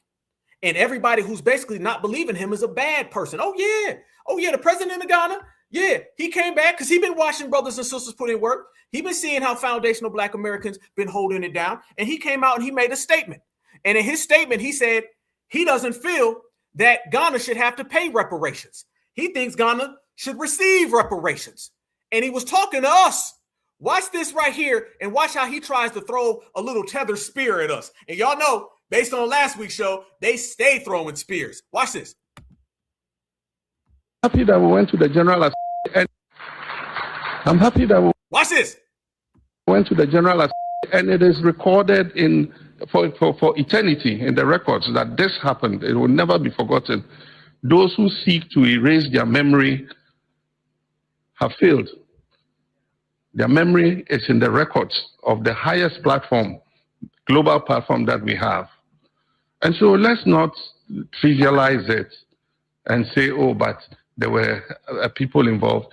Right there. He's talking to us, y'all. He's talking to us. He said, let's not trivialize this and say, oh, there was black people involved. AKA, we were selling our own people. We were selling our own kind. Watch it, fam. Here you go. He's talking to, you know, he ain't talking to W's. You know damn well who's been the ones telling everybody that they need to pay us. We've been the ones saying it. So you know he's talking to black Americans. Global platform that we have. And so let's not trivialize it and say, oh, but there were people involved. In the record of the there were who were prison guards. There were who pointed out where other were hiding. And yet the is recognized as genocide and a crime against humanity. So why not the slave trade? Because some African... He's comparing to what went on in Germany with them people.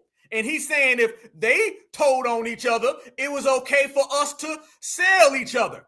Yes, follow it, fam. He's talking about what went on in Germany with them folks.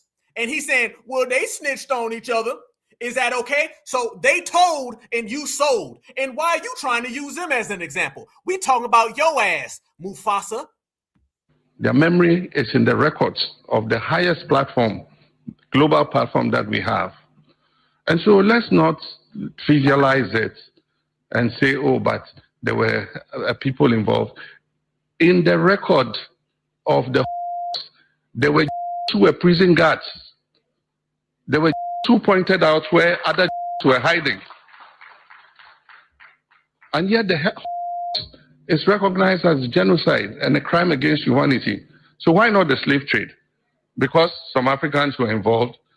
It doesn't absolve those who built the system and financed it. And so we'll call them out. I don't care what anybody says. We'll call them out. Oh, he said he's going to call us out. He said he don't care. He going to call us out. So we'll call them out.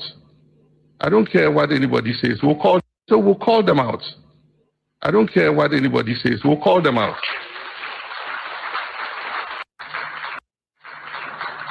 There you go, family. Oh, y'all know damn well he was talking about us. That's who he was talking about. He was talking about black Americans because we were the main one saying that they need to go ahead and start cutting checks instead of receiving checks. I ain't heard the W say, the W's ain't been saying that. Remember, the W just said, hey, man, we ain't paying no reparations. No, they gave the same exact excuse that they've always gave us. The W's didn't go out there and say, maybe y'all need to cut the check. That's been us saying that. So he was talking directly to foundational black Americans because we've been on that damn bumper. That's what it is. He's doing what the Democrats do, trying to be vague and ambiguous with what he's saying. Nah, bruzzo. Nope. We see right through you. We know exactly what you're trying to say. Nice try. And what you really are upset, get that, fam, $No Mutombo and $2 Tonto are both afraid. I just showed you $2 Tonto, and he was sweating all of that reservation alcohol and liquor that they drink. And now I'm showing you Mr. Mutombo, and he's sweating all that damn fufu that they eat. And why are both of them sweating? Is because $2 Tonto, we shut down him being the indigenous. So now ICE and Birthright Citizenship has got the spotlight on him, and the Siberians are waving saying, come home. Black Americans did that. And now Mr. Mutombo's afraid because Mr. Mutombo sees that we done shut down his fake ass reparations claim because we said, yo ass done sold slaves. He's trying to get in front of it, but there ain't nothing to get in front of. You ain't getting reparations because you were a participant in selling people.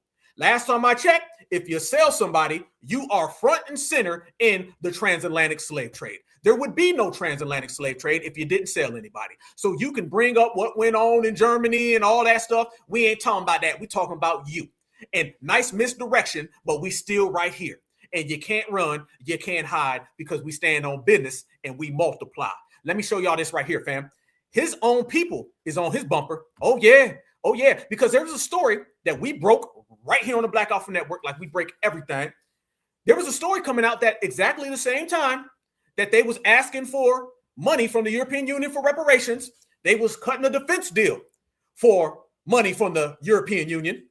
And now people from Ghana are coming out and they going in on him. So he flew back home and now people are real upset. Watch this, family. This dude right here, he says he is tired of the Ghanaian government. Oh, y'all got some problems. Look, at this point, if you were Ghanaian right now, you should be feeling with rage. You should be feeling with anger. You should be feeling with... You should be feeling anything that you're supposed to be feeling right now. Because, what?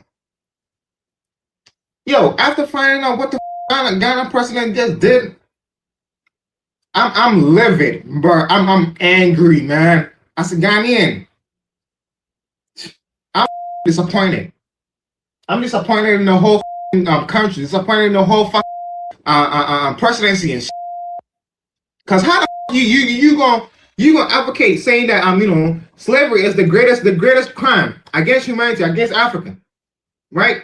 The same day, the same day you advocating for that shit, you turn around and sign a deal with the European Union.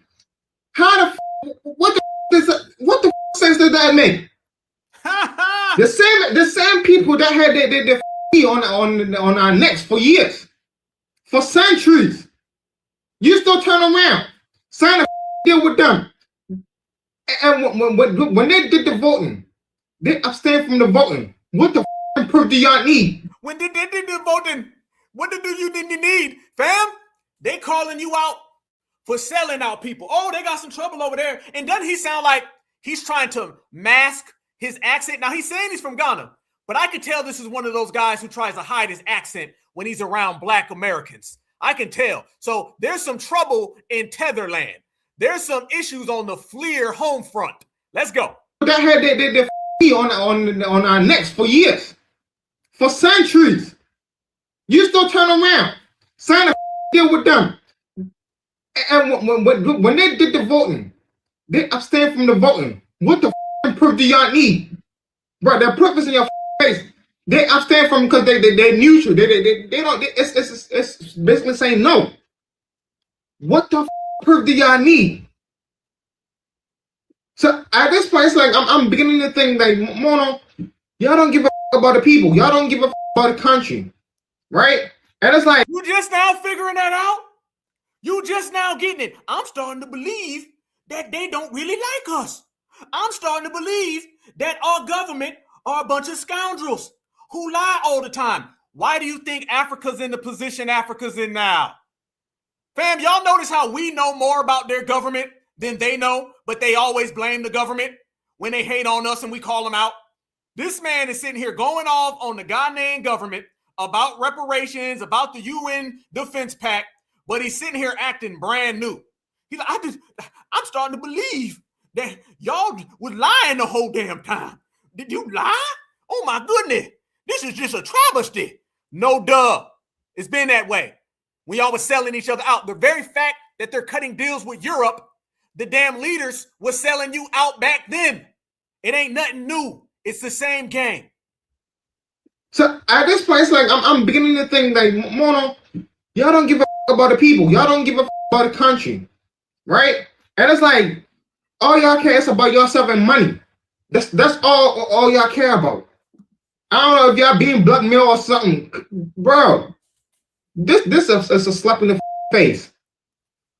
And not to mention, you made it about slavery just to get vote from the whole vote. And you turn around and did this. You a sell out, man. Ghana, when you sell out. And I'm a Ghanaian myself. When you sell out, the whole presidency, the whole government system, I'm not sparing any of y'all. Because y'all don't care about the people. Y'all don't care about the country. Jimmy, and this is the time of the youth, and y'all need to wake the fuck up. Because after seeing all of this, You know that said this in your face that these people don't give a Stop. I see you in the chat. Somebody said tethers are slow. You ain't lying. You ain't lying. And nigga, well, go over there. How about you go over there then? Why are you sitting there saying that from some closet? Because you're in America and you're working. You probably got done doing that. Walk right out and say, "What's up, dog?" And start trying to say that you was really from Atlanta. Stop playing. Stop playing, fam. So what you have here, you have the Ghanaian government selling each other out, selling out their people, you know, like Africa's always done, because no leader sells out their people more than Africa in the worst way. What you want? You want mass unalivings? You want defense pacts? You want selling each other? I mean, if you can name being foul to your own population, an African leader done it all.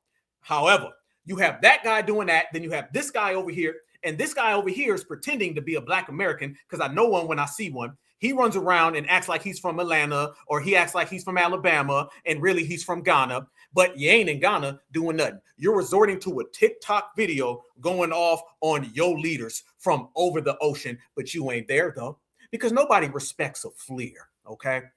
And this is the thing, brothers and sisters. Nobody respects a fleer. And fleers somehow think people are supposed to respect them and we're supposed to roll out a red carpet. I've never seen a red carpet rolled out for a fleer. So what's going to end up happening is Ghana's going to continue to hustle them. Ghana's going to continue to play them. And they're going to sit there and just do what dude is doing and act so upset and so appalled, but not do a damn thing. And then let me tell y'all how this is all going to turn out. Black Americans have increased the temperature, the pressure, and the volume now to the very fact that Africa, and I'm talking about Africa and all that little reparation scam they did, fam, that's about to backfire and blow up in their face. And I'm going to tell you exactly why it's about to blow up in their face. They didn't expect Black Americans to go so hard with they need to pay reparations. They didn't expect Black Americans to be so loud with the they need to pay reparations. They didn't expect none of that. Not at all. So the very fact now that we've made that so loud that they had to go and have a press conference and say, let's not materialize that. What about Germany? What about this? What about? He's what abouting. He's what about? You're splaining. You're tether splaining now. See, remember when he came over here a week ago, he had that little damn frown on his face and he thought it was funny style. And he thought he was going to hustle us. I didn't see that same energy on that little thing where he was splaining. I didn't see that. You thought you was going to say, here's a reef nigga. Here's another reef nigga. Give me money, nigga. Nope. Because Black Americans, we turned up, let it be known that we denounce you, we shut you down, you do not represent us in any shape, form, or fashion. And while we're at it, how about you pay them damn reparations? And then we threw all the damn receipts all the way down to the tribe of people who owe reparations. And like we say, family, can nobody receive reparations if they were a part of selling slaves? That go for the Europeaner and that go for the African. That goes for Mr. Mayo. That goes for Mr. Joloff. That goes for the whole damn planet. And we did all that. And family, we did that in what, a week? A week? And I'm telling you, it's about to snowball. And then it's going to get to the point where everybody picks that up. And that's going to be the end game for their reparations. And don't be surprised if it turns into an absolute ultimate farce. And we're all on top saying what we always say. And that be foundational Black Americans did that. And let me tell you what else we did. We predicted that these people was going to turn coat and flip-flop, right? We predicted that these people was going to play the game. Do you guys remember just 2 weeks ago when Michael B. Jordan won that Oscar? And when he won that Oscar, Ghanaians was jumping up and down, jumping for joy. And they were saying that he was Ghanaian because he said his dad flew in. Y'all remember that? Remember how much they loved Michael B. Jordan 2 weeks ago when he got that Oscar and they thought they could claim him and Black Americans was calling him out? Fam, do you know now they're starting to turn on Michael B. Jordan now? I'm not lying, y'all. I swear for goodness, they turning on Michael B. Jordan already. It only lasted a week and a half. And now they're out there talking about one of the ladies that's in Black Panther. They're sitting there saying, what if she wasn't Ghanaian? Would you guys like her? What if she was American? Y'all would be on a different page, right? Look at this, family. Oh, they done turned on Michael B. Jordan quick now. Oh, they done turned on Michael B. Jordan. They said, would she be as celebrated as Michael B. Jordan? Now they're saying we only celebrate Michael B. Jordan because he's an American, but we xenophobic. Watch how quick they turn when they realize they can't claim us. Watch this. Letitia Wright had won the Oscar. Letitia Wright, she also played in Black Panther alongside Michael B. Jordan. Michael B. Jordan now won, of course, for Sinners, his role in Sinners. But what if Letitia Wright had won? She's from Guyana. She's from the same area as me because I'm from Suriname.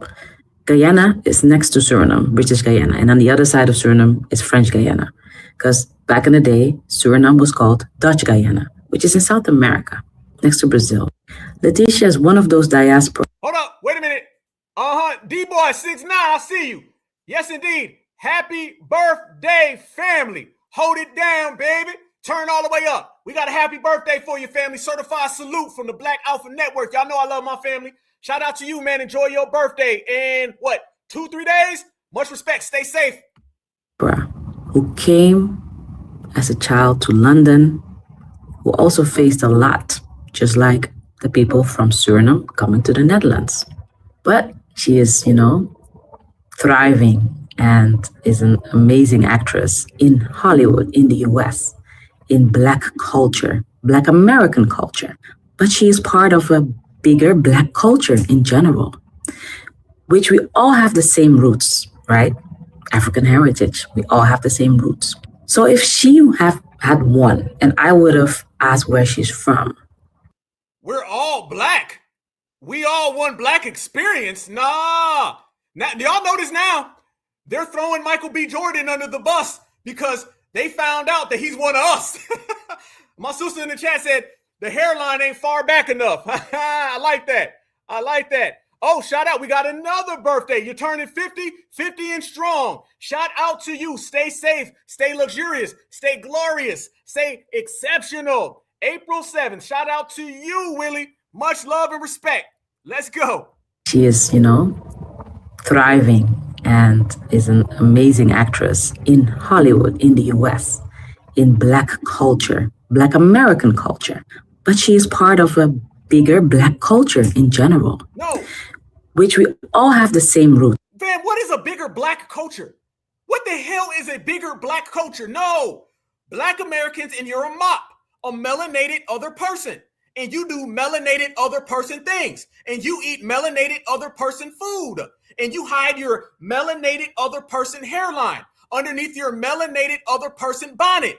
We don't do none of that. So the only Black experience is the Black experience of Black America, because Black Americans have been saying it loud. We're Black and we're proud way before you came out of the bushes. Right? African heritage. We all have the same roots. So if she had won, and I would have asked where she's from, would Black Americans be also very, very like, yeah, but she's one of us. She is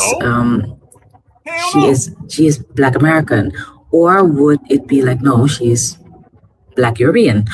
No, we say that you are from Ghana and you're an African. Fam, is she trying to flip it on us? If you Black Americans seen her win, would you have showed her love? Would you have gave her respect? Y'all see this? I know you ain't trying to flip it on us.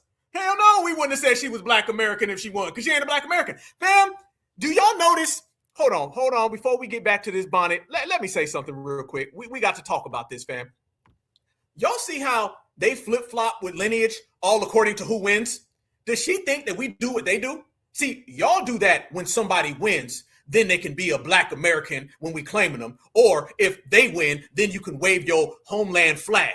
We don't base lineage based on who wins. Y'all do that. Y'all find out what Black American wins, and then you try to claim them. Or you're not Black until you win something, and then you claim yourself. We don't base things off of who's winning and who's losing. We foundational Black Americans, okay? 50 million strong. Come one, come all. Win, lose, or draw. It does not matter. If my brother is down bad, he ain't having a great day, he's still my brother. He ain't got to win to be my brother. We don't wait for somebody to have success to claim them. We don't do that. We build people up. Kings build kings. Queens build queens. That's how we do it over here. And the fact that she's sitting there exposing everybody to the fact that they just basically say, if you win, you could be on our side.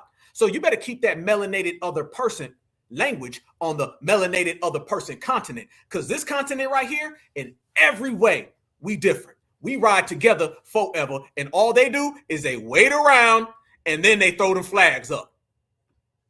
Or would it be, oh, she is Black Caribbean? Or wouldn't it just not matter because it's about the Black experience in general? No matter if it's African, Caribbean, European, Asian, Black Asian, like everything exists under the sun. So Black American culture, I respect it. Like, we are looking at Black American culture. We've grown up with Black American culture. And I'm talking from the Netherlands here, from Amsterdam here. Like, but that's the same that happened in West Africa. People were also wearing. Wait a minute. I thought you just said that you from Ghana. So, you were once, twice, 3 times a fleer. That's what you are. Fam, they be coming with a billion different places, don't they? Fam, she just started off saying, I'm from Ghana, I'm Ghanaian. And then she said, I'm from Amsterdam. Y'all be fleeing all over the damn place, don't you? That damn bonnet is too tight, ain't it? You from every damn where. Look at this face, fam. This is the face of someone who's fled more than they have been fed, okay? And you can never get fed because your parents fled. So you ain't really somebody who's stable enough to actually have an opinion. Damn, how many times do you hear these people talk? And everywhere but Africa, absolutely. How many times do you guys hear these people talk? And every time they talk, they mention 5, 6, 7 different places, y'all. Black Americans, anytime we name 3, 4, 5 different places, families, I used to live on that side of town, then I moved on that side of town. We got U-Hauls, okay? We don't have inner tubes and plane tickets across oceans. I'm good. I'm going to go get me a U-Haul. I'm going to move my stuff from the north end to the south end. But guess what? I'm in the same city, though. They be naming different cities and towns and states. They be naming whole different continents. All that damn fleeing you're doing. You're always fleeing so you can get next to a European. Oh, damn. Y'all mark that one down. Bars. Boy, we in here freestyling tonight. Tethers are always fleeing so they can be next to Europeans. That's exactly what they always do. Every time you turn around, y'all, it don't matter. Jamaica, Haiti, Africa, they always fleeing so they can get next to a European because that's who they really love. That's who they really admire. That's who they desire. Because I've been telling everybody, immigration is about proximity. All that talk right now about birthright citizenship in the 14th Amendment, for us, it's about foundational Black Americans being the aboriginal, the original, and the number ones. For them, it's all about getting next to Karen and Ken. That's all it is, fam. That's all it is. They just want to be next to Karen and Ken. Immigration is about proximity to the dominant society. This is why when you give the excuse that the dominant society ruined your homeland, but you run to their homeland. So somebody robbed you across the street, and your answer is not to run the other direction. You run towards the people. You keep running towards the people who you claim harm your homeland. And then you get over here, and then you try to throw us under the bus so you can get next to them. You always fleeing so you can get next to a European. And it shows everybody what I'm always talking about. You guys have a tether and a Mayo love affair. They got a tether and a Mayo love affair, fam. And it's been going on for years. Fam, the reason why you had the transatlantic slave trade is because you had a tether and a Mayo love affair. They love them. They be loving them hoes, man. They love them. Let's keep it real. Let's keep it all the way live, fam. We can get straight to the point right now on Friday night. Black Americans is the only one who don't be loving these hoes. We don't. Black Americans don't give a damn. We don't care. No. Isn't it really what it is, fam? Black Americans are the only people on the planet Earth who don't love W's. It's been proven by the immigration process that everybody loves them damn W's and they want to be next to them. That's why they always fleeing to get next to a European, fam. We've been in the same country with these people for eons and they can't come to the barbecue. They can't come to the reunion. We walk right around their ass every time at the store. They try to slide up underneath their ass when they see them. Fam, you go look at a Black American's relationship, and I'm talking about on the job, I'm talking about at the grocery store, I'm talking about at the gym, I'm talking about walking down the street. You go look at how a Black American interacts with a W, and then go look at a tether. And I'm talking about the TOCs, tethers of color. I don't care if we're talking about Lucy Liu. I don't care if we're talking about Selena Tortilla. And I don't care if we're talking about Mr. Mutombo Joloff. Every time they're around W's and you watch them, do y'all be seeing how much they be trying to snuggle up next to them, laugh before the W even tell the joke? They yes boys, yes girls, do bodies, everything they do, fam, is always that. Black Americans, we walk around them like they don't even exist. Matter of fact, what they don't like is that we're always together. We be at the job, there'll be 100 W's and there'll be 5 brothers and sisters, and us 5 brothers and sisters are always in a circle talking to each other because we ain't trying to be around them. We give them that work. On the other hand, they always sitting up underneath them. And this is who they go run to. Man, let me tell you something. These people tell on people all the time to the dominant society to go get kudos. That's what they do. Let me show y'all this right now.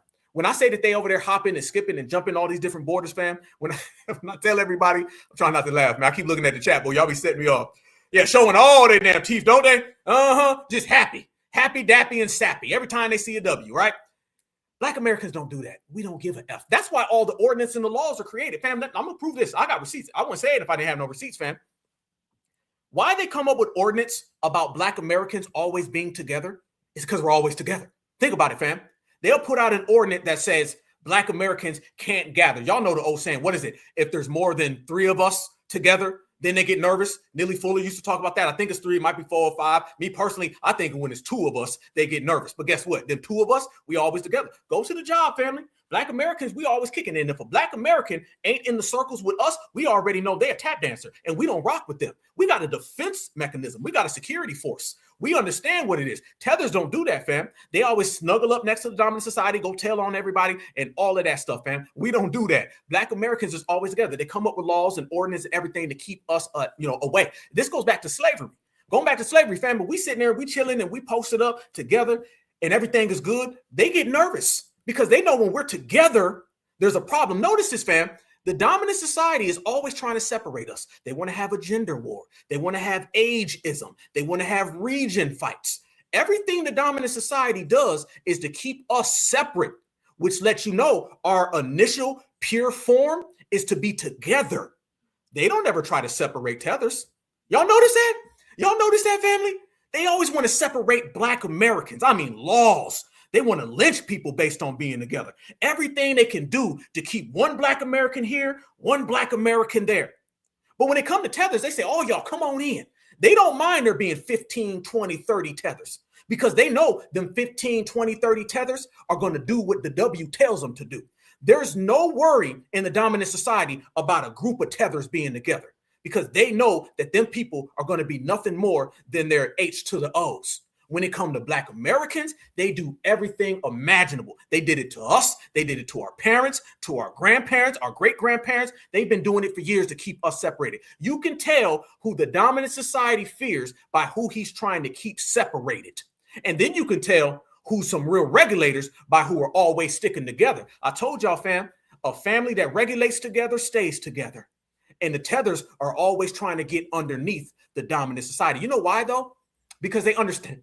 Hold on. Wait a minute. Look at this. Wait a minute. Hold on. I got something for you. Before I get ahead of myself, y'all look at this. According to South Africans, some Nigerians in South Africa are pretending to be Ghanaians. And I'm not surprised. That's what they do. They run away from their country to pretend to be a citizen of another country just to cause havoc. This Ghanaian said, being a Ghanaian in South Africa is a good feeling. That's what Yao said. And then village lawyer replied by saying, stop. Family, before I get ahead of myself, look at this. Ghanaians act like Nigerians. Nigerians act like Ghanaians. Y'all notice why they always got 100 different places where they're from? Where you from? Nigeria. Where you from? Ghana. Fam, a lot of these people lie within Africa. Watch this.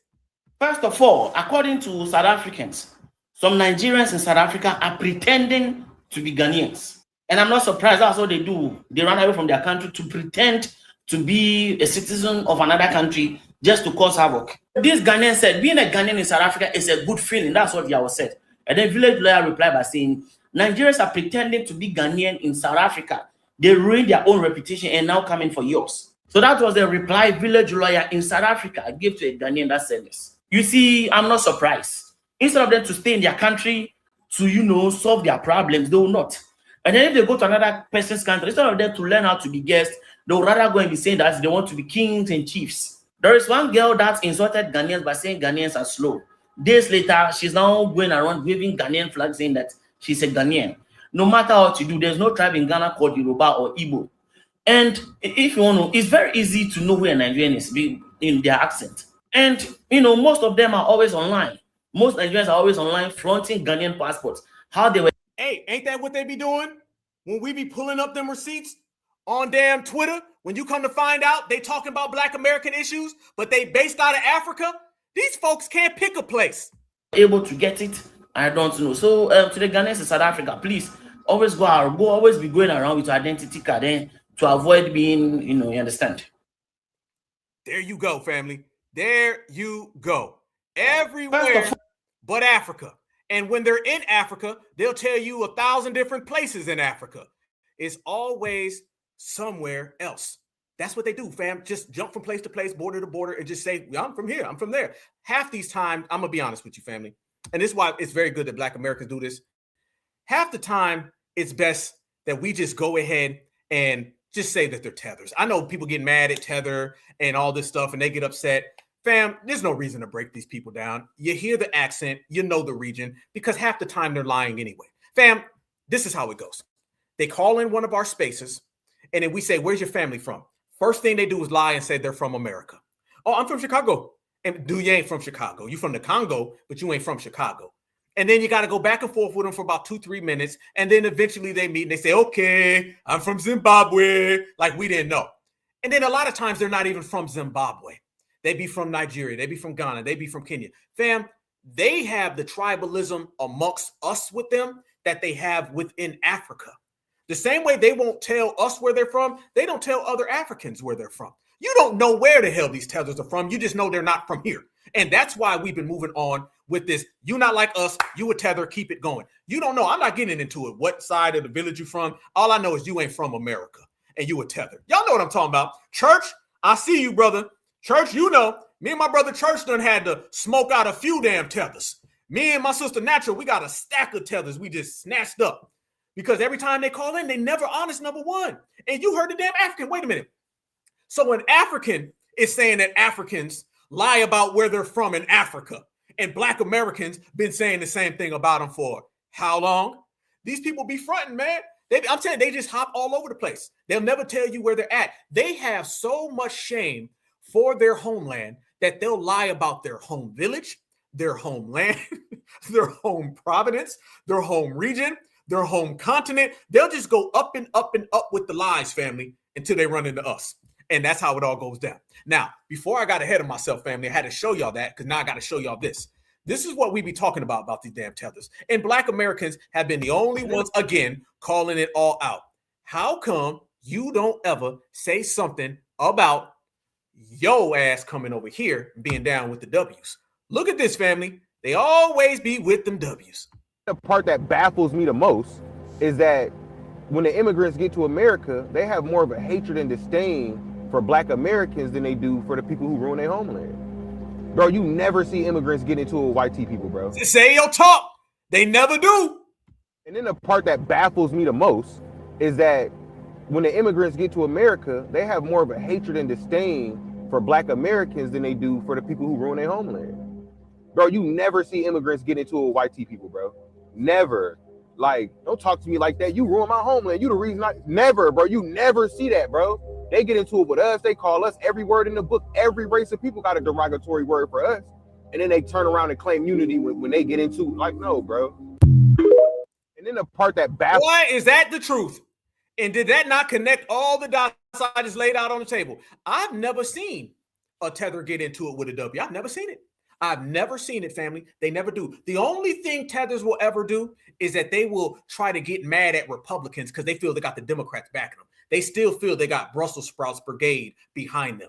But that ain't really going against the W. They think they got protection. But they'll never go at the W's at all, fam. Never. And they'll say that you ruined my homeland. And then you ran to his homeland. Fam, do you know how many places you can go? How come they're always on that same type of game? Sister Natural, I know you in here right now. I know you in here. Do you remember that time? I think it was that Bushmeat Barrister guy who you bodied him, by the way. Do you remember when he called and he was talking about his homeland? And then he said he was from this homeland, from that homeland, from another homeland. And it was a tether in disguise. And we believe it was Bushmeat Barrister, but he was acting like he wasn't. But in reality, we found out that his ass was a tether the whole time. And we kept pressing him saying, how come you kept fleeing to everywhere the W is? He said he fled to UK. He said he fled to America. He said he fled to Canada. I mean, damn, are there any places where no W's are? Everywhere he went was always where W was. They act like they can't flee somewhere else. You don't have to always flee to where the W's are.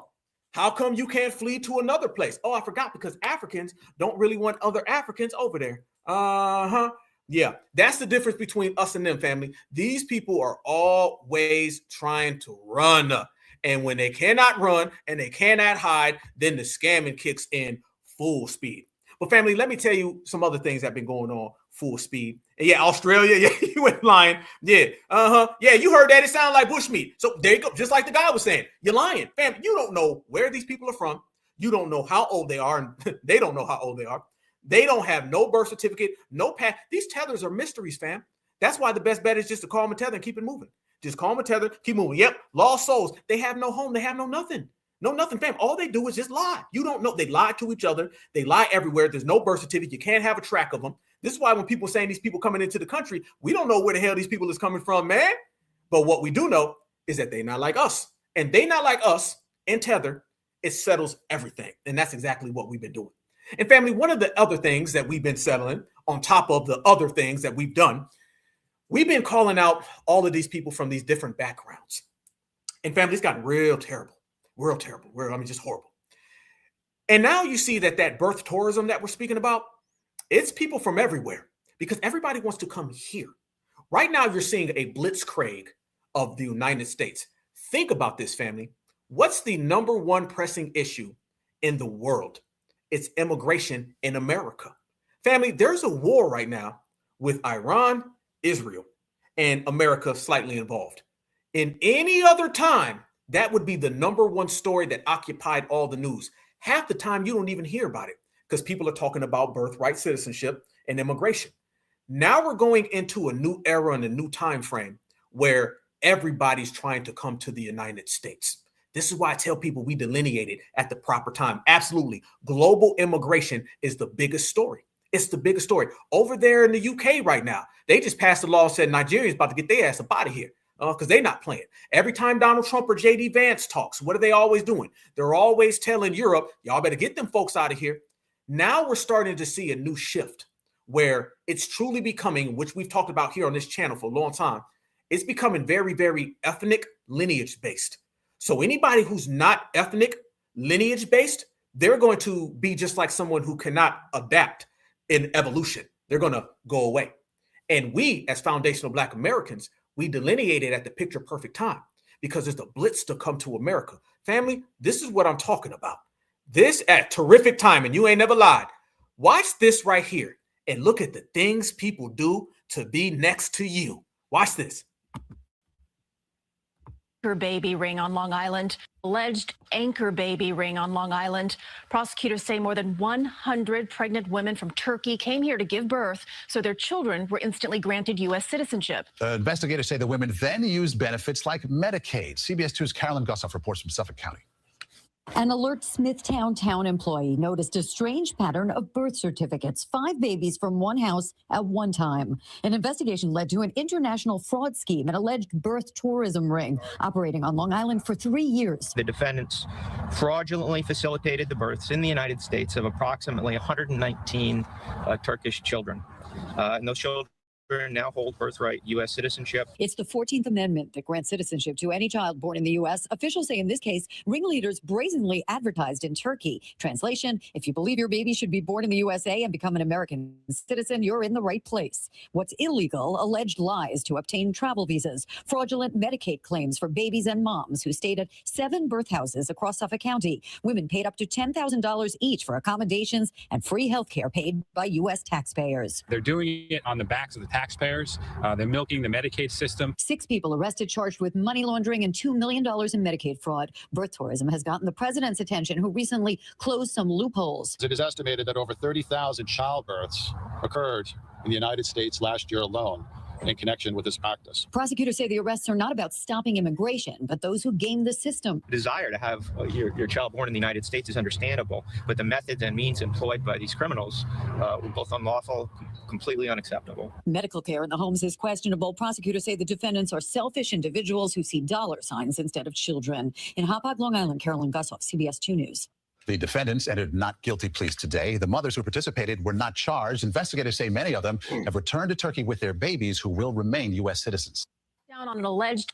The babies will remain U.S. citizens. Y'all see this? Look, yeah, absolutely despicable. Look at that. Yeah, 30K. Come on. This is what is going on, fam. Everybody wants to come to the United States of America, and they're breaking all the rules. I want everybody to notice as well how you got people who come across the border and they do it in like the cheap little dirty, dusty way. And then you got the other people who come and they do it the more upclass way, okay? The H-1B visa kind of way. And we were calling this out before the election. We said you got the Selena that comes across the desert, and then you got these other people who come in. But notice, y'all, Jordan, India, Mexico, Africa, everybody's coming over here to get your spot, fam. I will not stop the energy or the motion we have. Look at this story. This lady says she gonna wait until Donald Trump's not president anymore, and then they're gonna try to come back again. Watch. She came from Guatemala with her husband and 2 kids. She tried to get to the United States and even had an asylum application appointment scheduled through the Customs and Border Protection app. Days into the new Trump administration, she says her application was canceled. Llevaba como 15 días de haber hecho la aplicación cuando la quitaron. Y en este momento, ¿quieres ir todavía a los Estados Unidos? Estamos esperando que salga ese presidente. Después de eso. Después de eso, No vamos. antes. We're waiting for the president to go. We're waiting for the president to go. No antes. Fíjese que mi sueño mío cuando yo salí de mi país es hacer algo con mis 2 niños. A dream of mine is to leave this country. No, a dream of mine is to leave my country. Damn. Hacer algo con mis 2 niños y no pienso regresar hasta que lo logre. Sí. ¿Y por qué? ¿Por qué no puedes hacerlo en Guatemala? Fíjese que hay mucha escasez de trabajo. For now, she and her husband run this store next to a shelter that helps migrants. Previously, the Biden administration expanded the CBP-1 mobile app so migrants could schedule appointments at ports of entry to request asylum. But the Trump administration stopped processing thousands of asylum appointments previously made through the CBP-1 app. Entonces todos se pusieron porque como todo el mundo tiene celular y se dan cuenta, no hay una lloradera, ¿no? Pues perdieron pues la entrada a Estados Unidos. Olga Sanchez Martinez runs a Tapachula migrant shelter that is now almost empty. Wow, okay. Esto es un gran espacio aquí. Que anteriormente se mantenía lleno. 100 personas que habían acá, apretaditos. Y ahora no hay nadie. Está nadie, está vacío. Sí. Pues se quedaron un tiempo aquí a juntar el pasaje de regreso. Un día salieron 200. In late 2024, the UN surveyed migrants across 5 Mexican cities. 73% told them the U.S. was their final destination. 73% said the U.S. is their final destination. Coming in droves, y'all. And then they have little Julios. And then next thing you know, they got them a little American citizen. In late 2025, that number was down to 28% of the hundreds they surveyed. A lot of people are going to look at these results and say, hey, this is exactly what they voted for. They're staying here and not coming to the United States. But the question is, where are these migrants going? The conditions many fled haven't just changed. For example, the United Nations estimates the displaced population in Haiti jumped over 20% in 2025. And Venezuela's population in need of international protection, as assessed by the UN, is at its highest level in years. But for now, over 1,000 miles north at the US-Mexico border, there are real results. Even though border encounters fell sharply during the last year of the Biden administration, 2025 saw the fewest of them since 1970. And for the first time in decades, the United States had a negative net migration in 2025. She came from Guatemala with her husband and 2 kids. Net migration. You see it? There it is. Damn, I mean, it keeps coming and faster. These people know, they watching. They want to get to the United States of America. Notice they don't say nothing about their children. Y'all notice that? They don't never say nothing about their kids. It's like, F the kids. That woman sitting there cooking saying, I'm going to go back to America. My dream is to leave my country. How the hell your dream to leave your country? Okay? Your dream is to leave your country. This is why birthright citizenship is placed on the table right now. And this is why people so vehemently want to stop it. And that is because they understand that if you come to the United States of America and you could just drop off a baby, family, do y'all understand the end game to that? What's the end game? Because I'm going to tell you right now, the American demographics will change, completely change. And it's happening. And the Democrats are, like we said, they out here escorting people. You know what I'm saying? They out here escorting people. And it all goes back to what? The loophole that they found, because foundational Black Americans, certified Black society, we are the ones that all of this is truly about. They found the loophole in this. Donald Trump has said what we've always said. And Donald Trump ain't nothing new. We've been telling everybody. The 14th Amendment and birthright citizenship is for us, okay? That's what it's always been. So just like the civil rights era, matter of fact, we about to go in, y'all. Birthright citizenship and the 14th Amendment has always been about foundational Black Americans. Case closed, no debate. But they try to find loopholes in it the same way they try to find loopholes in the civil rights era, the same way they try to find loopholes in our rallies, our protests, and our marches, the same way they're trying to find loopholes right now with reparations. Everything that immigrants do has to be funneled through what Black Americans have created. Everything from the United States of America to a reparations paycheck. Birthright citizenship is for foundational Black Americans. Immigrants want to get in on it. Civil rights were for foundational Black Americans. Immigrants want to get in on it. Reparations is for foundational Black Americans. Immigrants want to get in on it. There's this whole system that has been created where you take things that Black Americans have created and then you try to hand it off to all these other groups. And when foundational Black Americans say hail to the gnaw and we snatch it back because we delineate, everybody cries foul. Well, your ass gonna be shedding some tethered tears because we don't give a damn. This is our house. This is our time, and what we say goes. And if we shut you down in the process, you just gonna be shut down and you gotta live with it. If you name everything that Black Americans have done, if you name everything Black Americans have created, it all goes back to the excellence of our country, but don't nobody ever want to put the spotlight on that. That's fine, because we're going to put the spotlight on it, and everybody knows our spotlight shines brightest amongst everybody's. If you see now what's going on in the United States and all across the globe, where everybody's running over here, they're trying to have babies in alleys, in hotels, in the last weeks of presidency, or shall I say, pregnancy, so they can get the president to have them come over here. When the Democrats are back in office, I promise you, family, I promise you, the first thing they're going to do is try to run that game. And the game is up right here. Here's another story, family. Keep it coming. More scams. Federal agents swooping in this morning to raid what they are calling maternity tourism rings. The ring helps pregnant women, most of them in this area from China, illegally travel to the U.S. to give birth to American babies. NBC4's Hetty Chang has more from Orange County. Just after sunrise, they are ready to roll.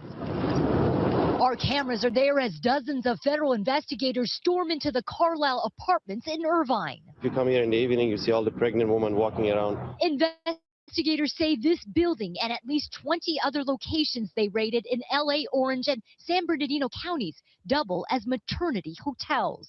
People who come from China to the United States for the sole purpose. Federal agents swooping in this morning to raid what they are calling China. You seen Jordan, and then you seen, what was the last one? Mexico. Seems like every time you turn around, these people are trying to come to our town. Seems like this goes on everywhere. Seems like they ain't gonna try to put an end to it because it's been feeding everyone. That's what's been happening. Family, they'll come over here everywhere. Look how many different places we just named. Look at all the spots we done highlighted. Look at everything that we done put on the table. They come in the last weeks of their pregnancy so they can come over here and steal. And this is why people call them for what they are, moochers. But family, let me show some real love up in here and let me show y'all what it's really hitting for. I could tell you what this is all about, but there's somebody that could tell you even better than me. And when it comes down to this birthright citizenship, when it comes down to what we've been on and what we stand on. Remember, y'all, foundational Black Americans, we stand on every damn thing. And the thing that we stand on, y'all, is lineage, heritage, and culture. And Dr. Claude Anderson, he gonna tell it best. Shout out Yolanda. I see you, family. Much respect. Y'all, look at this. If you ever want to know what it's about, listen to Dr. Claude, the godfather of delineation. And those civil rights laws was written strictly and exclusively for Black people. That's called the Slaughterhouse case of 1872.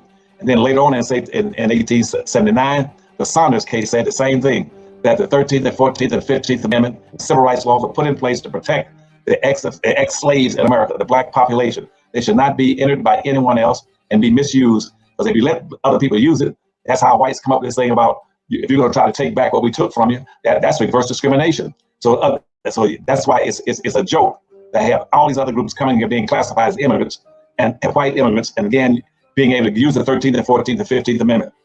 That was strictly for black folk and ex-slaves. If they're not ex-slaves, Native Americans, ex-slaves, Native Black Americans, ex-slaves, they have no entitlements of the 13th and 14th and 15th Amendment of the civil rights laws. Neither were women entitled to be under there. Women got all their rights. Women all the way through to slavery. White women had all their rights. Only thing they didn't have in 1850 when they started the civil rights movement, and when they started rather the women's movement, they were looking for the right to vote. Why? Because they said we want to have a right to vote even if we don't own property. Because in the up to the end of the Civil War, or really up into the 1919, white women had to own property to vote. But white women who did own property have always had the right to vote. Even during slavery, white women had the right to vote. They were property owners.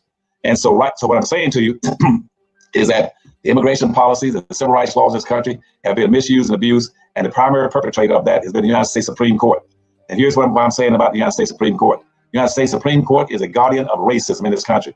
Their primary responsibility, all the way back since they were appointed in 1803, was to be able to misuse and guard and maintain slavery and subordination of black folk in the country. And that is in violation of the 13th and 14th Amendment.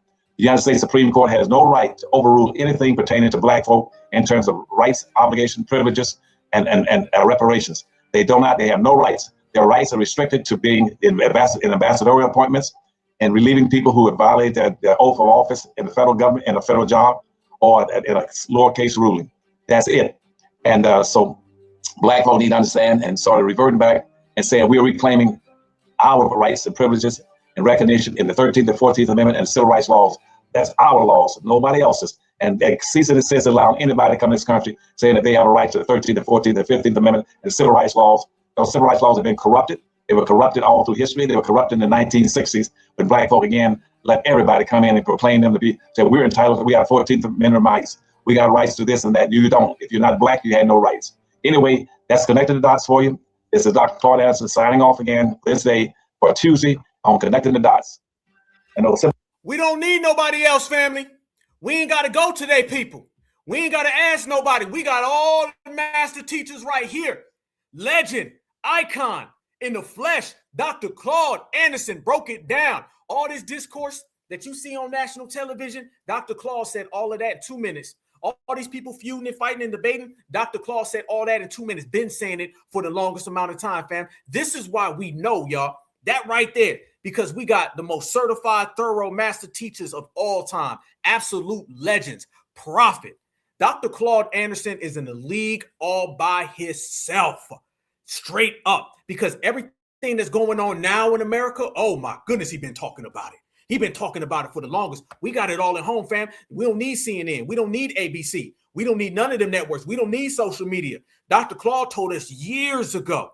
And then right there, listen to what he said. All of these laws have been corrupt. They've been used to keep black folks down. They try to use the immigration as a deflection. Dr. Claude said it. So if you want to know why foundational black Americans are unaffected, it's because foundational black Americans have had the knowledge given to us by people like Dr. Claude Anderson. And all we doing, family, is that we putting a twist on it. Each brother and sister, king, queen, goddess, and God, and we doing it our way. They cannot see us, not at all. They can try, but they're going to fail. And everybody always fails when they come up against us. Shout out to Dr. Claude Anderson, certified salute, because that right there is exactly what's happening. They're trying to play a game, family, that no matter what they do, they will fail because we understand the corrupt nature of it.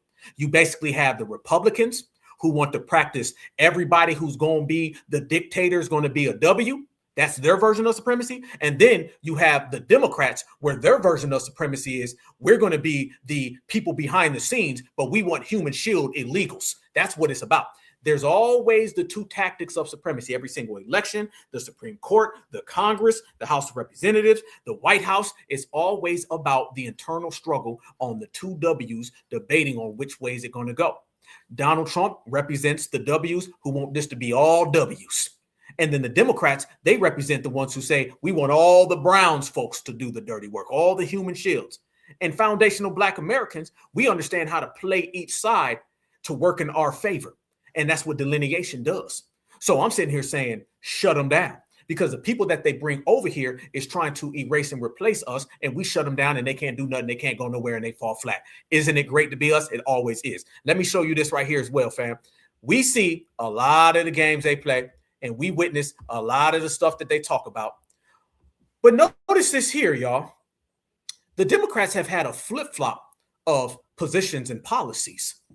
Y'all seen Hillary Clinton and Barack Obama talk about immigration back in the day? What's changed? What's the reason why you see a whole different flip-flop of the Democrats? Let's go back right here, family.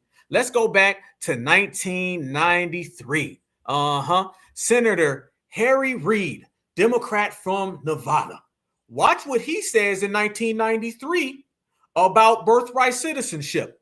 It's not what the Democrats say now. The same way Obama doesn't say what they say now. The same way Hillary doesn't say what they say now. So I asked the question, what's changed and why have the Democrats taken a open borders over everything policy? Watch. An illegal immigrant. If making it easy to be an illegal alien isn't enough, how about offering a reward for being an illegal immigrant? No sane country would do that, right? Guess again. If you break our laws by entering this country without permission and give birth to a child, we reward that child with U.S. citizenship and guarantee of full access to all public and social services this society provides. And that's a lot of services. Is it any wonder that 2/3 of the babies born at taxpayer expense at county-run hospitals in Los Angeles are born to illegal alien mothers? Just when the American people think nothing can be more absurd than the way we deal, or rather don't deal, with illegal immigration, they discover that we have a political asylum system that would qualify us for Senator Proxmire's Golden Fleece Award 1,000 times over. I don't know why he didn't make this award. He should have. An illegal immigrant. Damn! The Democrats were sounding real Donald Trumpish back in the day. Why they not sounding Donald Trumpish now? Y'all already said it in the chat, family. What it really is us. That's what it really is, family. Black Americans, and this is generational. This is generational, family. That's why I tell people all the time, we're the chosen ones. We're chosen in two ways. We're chosen because of our lineage and our exceptional nature and our greatness.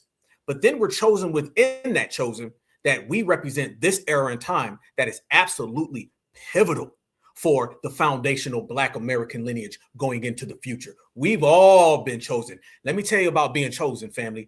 It doesn't matter if you want to be or not. It doesn't matter if you ask. You've been chosen. So you got two options. Either you're going to stand up and regulate, or you're going to sit back and you're going to get ran over. Simple as that, fam. We've all been chosen, every last one of us. The great Kabahai Watha Kamene, he always says, and I remember him telling me, he said, you can't pick your calling picks you. That's why it's called a calling. It calls and you answer. You ain't got to answer, but it's going to keep on calling and ringing until your ass either stands up and be certified and picks it up, or you run like a coward. There ain't a lot of cowards in this era because we done got rid of all the cowards. First thing you do. So, fam, we've all been chosen.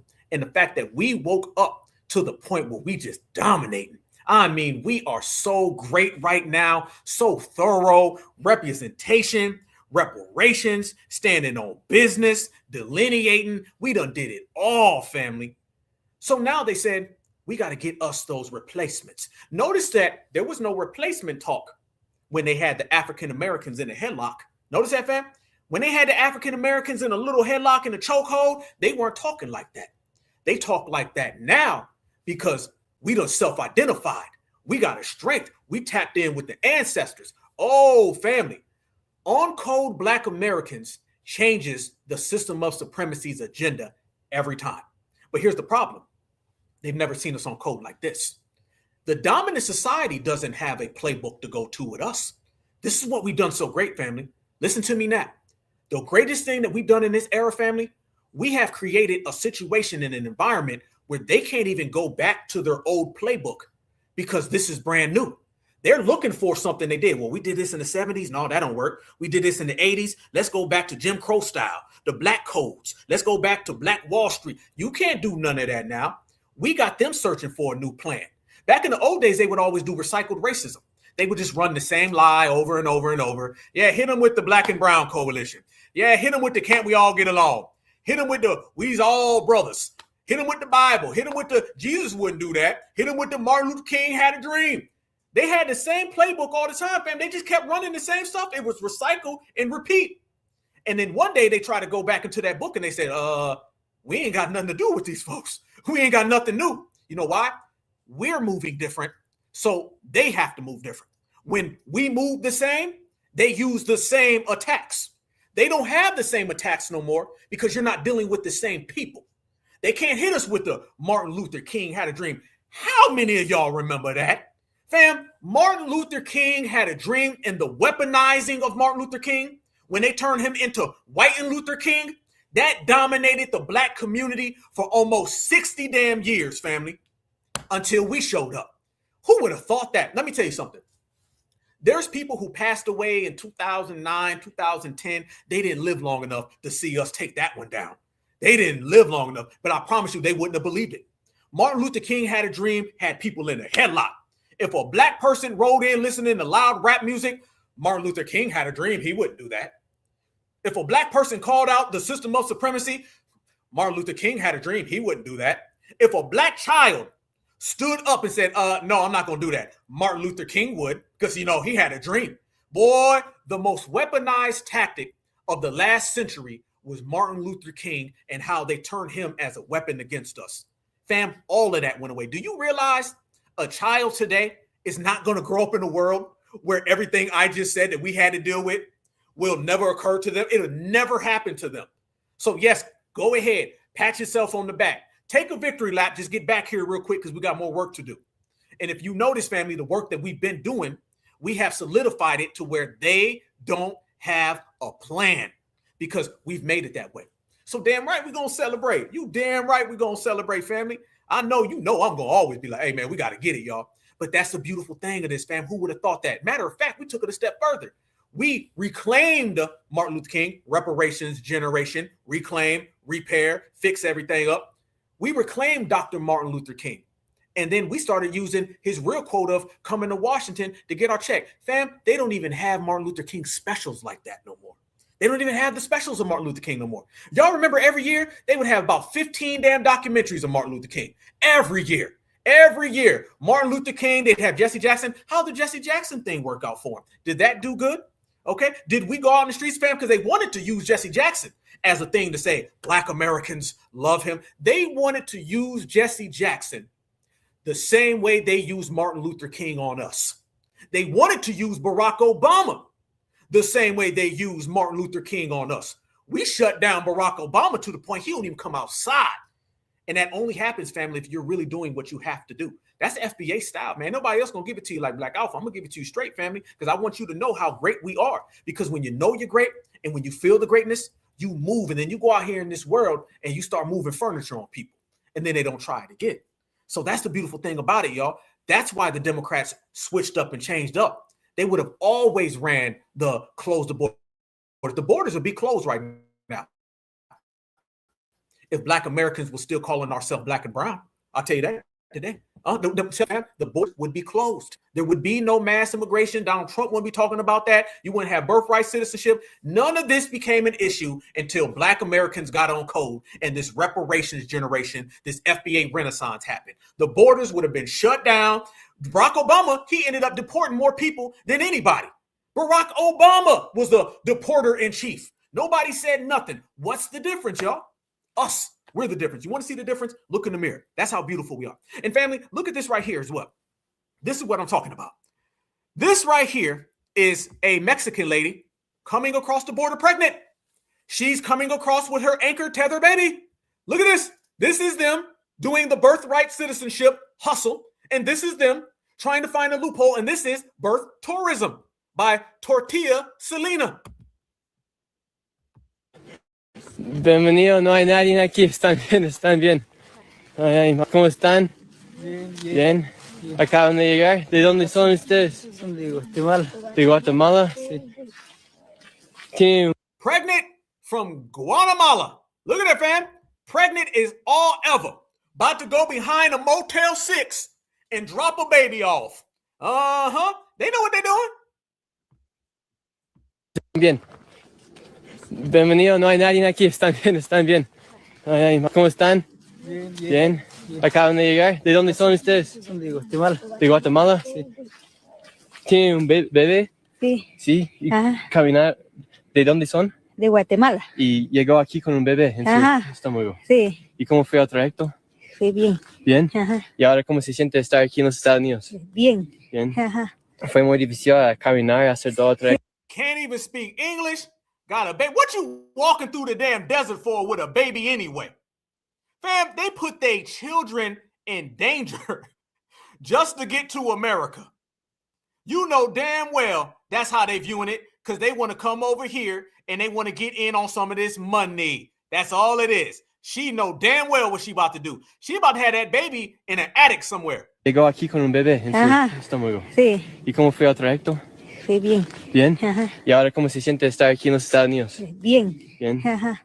Fue muy difícil caminar, hacer todo el trayecto con el bebé. Sí, está bien. Ajá. ¿El bebé está bien? Sí. ¿Y ustedes están bien? Sí, estamos bien. Sí. And even more people kept coming in.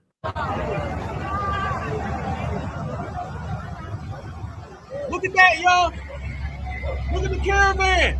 How many pregnant babies? How many pregnant babies are in that damn crowd, family? How many? You know they loaded up, fam. You know they loaded up.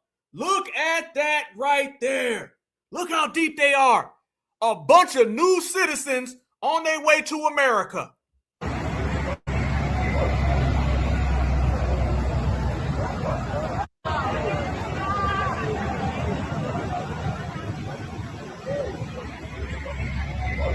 You got to be crazy to try to do that right there, family. You got to be out your mind if you on that kind of time to let them people in the United States. Hell no. Everybody sees them and they talk about military age men and all that. Yeah, that's true. But even more so to it, family, I'm looking at all that and what am I seeing? I'm seeing a bunch of people who got a bunch of kids that they gonna say, well, they're in America now. They must be a citizen. There you go, fam. That right there is exactly what I'm talking about. And you've been seeing these Democratic shills come out. And you know, the Democratic shills, they love the Democratic Party more than they love their own mamas. And they're obsessed with having this birthright citizenship because they understand that if they pull that game, then they can get a claim because half of them are tethers. Y'all notice that, fam? It's all the damn tethers. And this is one tether. I mean, he be sweating chicken grease all over the damn place, man. I'm talking about just, he's not sweaty, he's sweaty. Okay, and that's a whole different level of funk. Okay, y'all might be familiar with this dude. You know what I'm saying? Somebody told me that his wife left him for a W dude. Okay, when he went inside of Longhorn Steakhouse, he came back out, she was gone. Y'all look at Roland. Roland running around here. And Roland is so damn desperate to try to push this off on Black Americans. Y'all look at Roland out here trying to justify something that he know damn well ain't nothing, but he's a tether. Watch this. Who say, oh, no, this out. And so you've got these FBA folks and others who say, oh, no, this is perfect because the 14th Amendment only applies to us. When, since it was ratified, the 14th Amendment has applied to anybody actually born in this country. So conservatives, Republicans, MAGA, they have been opposing what they call anchor babies. And so what they want to suggest is that you get rid of this provision and by getting rid of this, and as a result, anyone who's actually born in this country, it will not apply to them. That's what they are trying to argue before the United States Supreme Court. And now, when you look at the rationale again, they're using a racist, a segregationist to support their argument. Oh, you mean like a segregationist like Joe Biden and Joe Biden giving eulogies to them? Oh, you left that out though. Again, fam, here goes we're going to talk about all the racism except for when it comes from your favorite massa. Okay. What they've been trying to do is to get African Americans behind this. Some have fallen for the okie doke by suggesting that, oh, well, this only applied to black people, folks who were enslaved, or the children of folks enslaved. That's what they have been focusing on out. And so you've got these FBA folks and you a Haitian, homie. You a damn Haitian. We don't want to hear it. You can go on back. Ain't no coincidence that a Haitian sitting there saying that, family. Ain't no coincidence. You got a straight up Haitian opening them borders again. What about this dude? What's the guy's name? Is it Greg Carr? Is that his name? Here's another one. So deeply. What makes us identify so deeply with our master, your former master, and so deeply against those who are from where you came from? Understand, there were no countries in Africa either. And just like there were no countries in Europe, there were no countries in what we now call the United States or the Western Hemisphere. Those countries didn't exist. The people were there. They had names like England and France, but they're very much in formation. And on the continent, they had Ghana, Mali, Songhai. As we've been studying, we see Ouida, we see Boni, we see the Congo, Kingdom of Congo. We see those formations, but we have to understand that everybody in them did not participate in trafficking. They so crazy now. They're like, oh, we should be looking to Ghana to pay us. It wasn't no Ghana. Just like it wasn't. They should be going to England for reparations. It wasn't no England in the way you think about England. But England that we know in France. There wasn't no England. He's guessing, ain't he? There wasn't no, couldn't have been. I mean, if it was, I'm not sure yet. These folks out here just babbling, ain't he? There was no England back then. What? And it's funny, fam, they don't like when we say that they didn't have no countries, but they love saying that when they're trying to get out. Boy, this dude out here lost his hair. France and Spain and Portugal and Holland, those countries literally grew into nation states by suckling at the breast of your mother.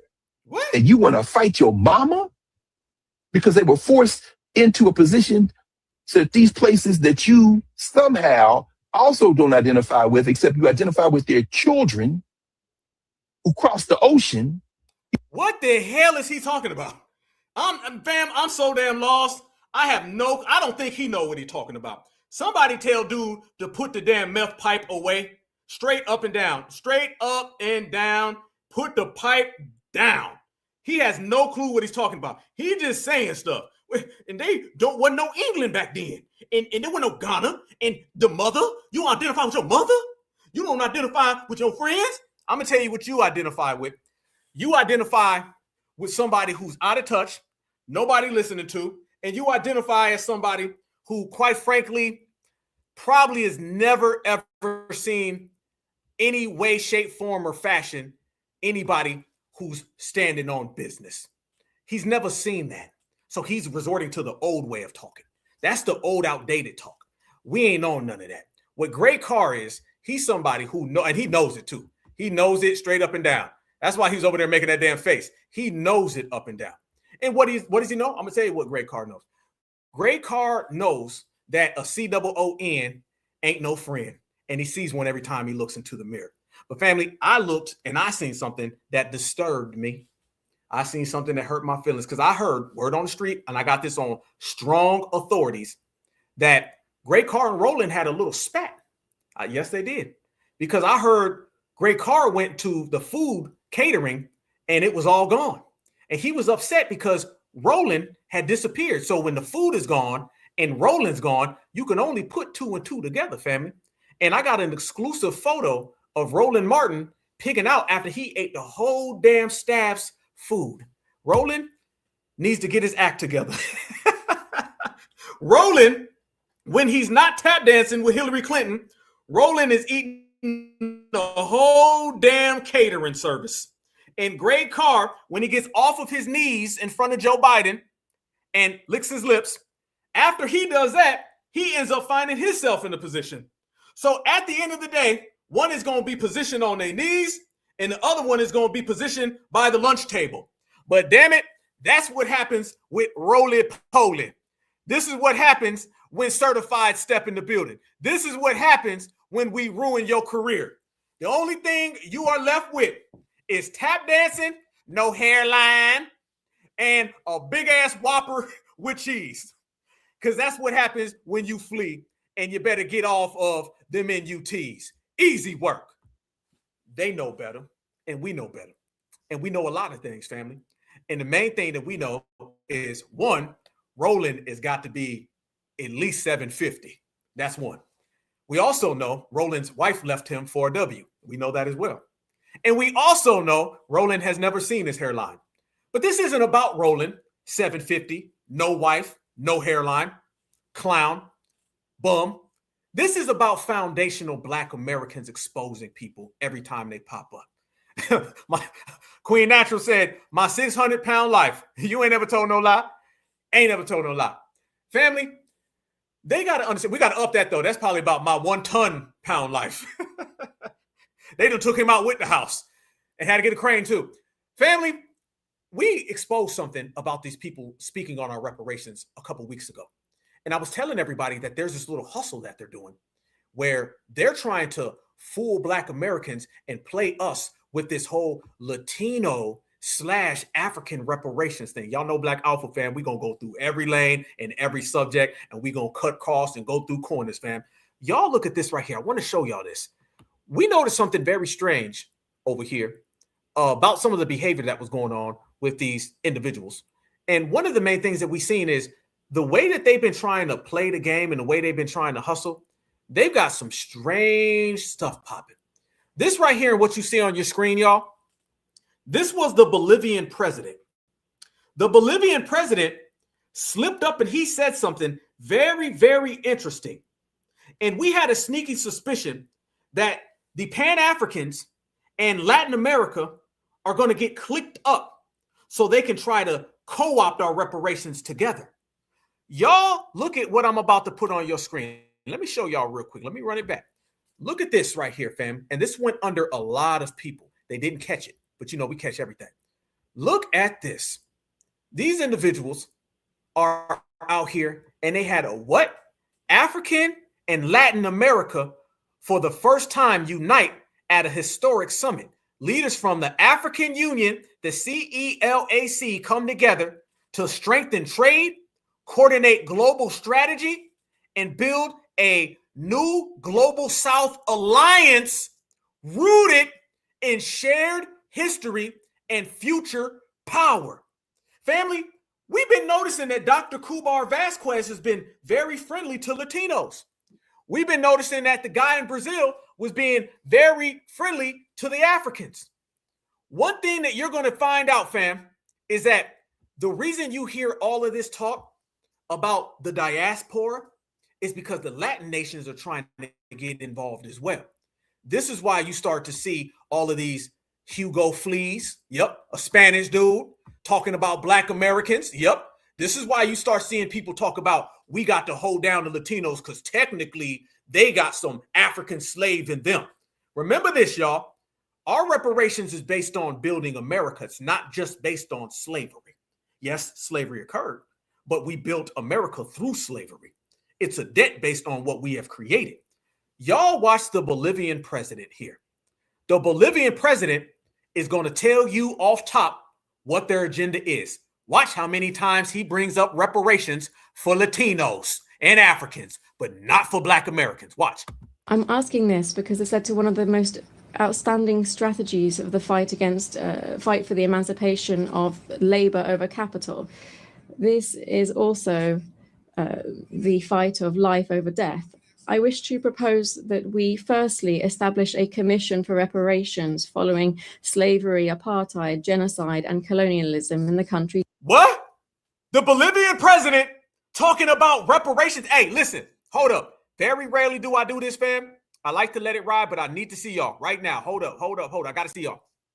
Tap in right now. We about to go full speed, fam. Tap in. I'm about to connect some dots that ain't nobody talked about in any media because ain't nobody like us. Watch what I'm about to show you. Listen to what he says. As we've already predicted, forecast, and called everything out before, it's only tradition that we in the livest chat on the planet on a Friday night break it down one more time. Listen to this, and then I'm going to show y'all exactly how the Latinos and the Africans are teaming up. Because guess what, y'all?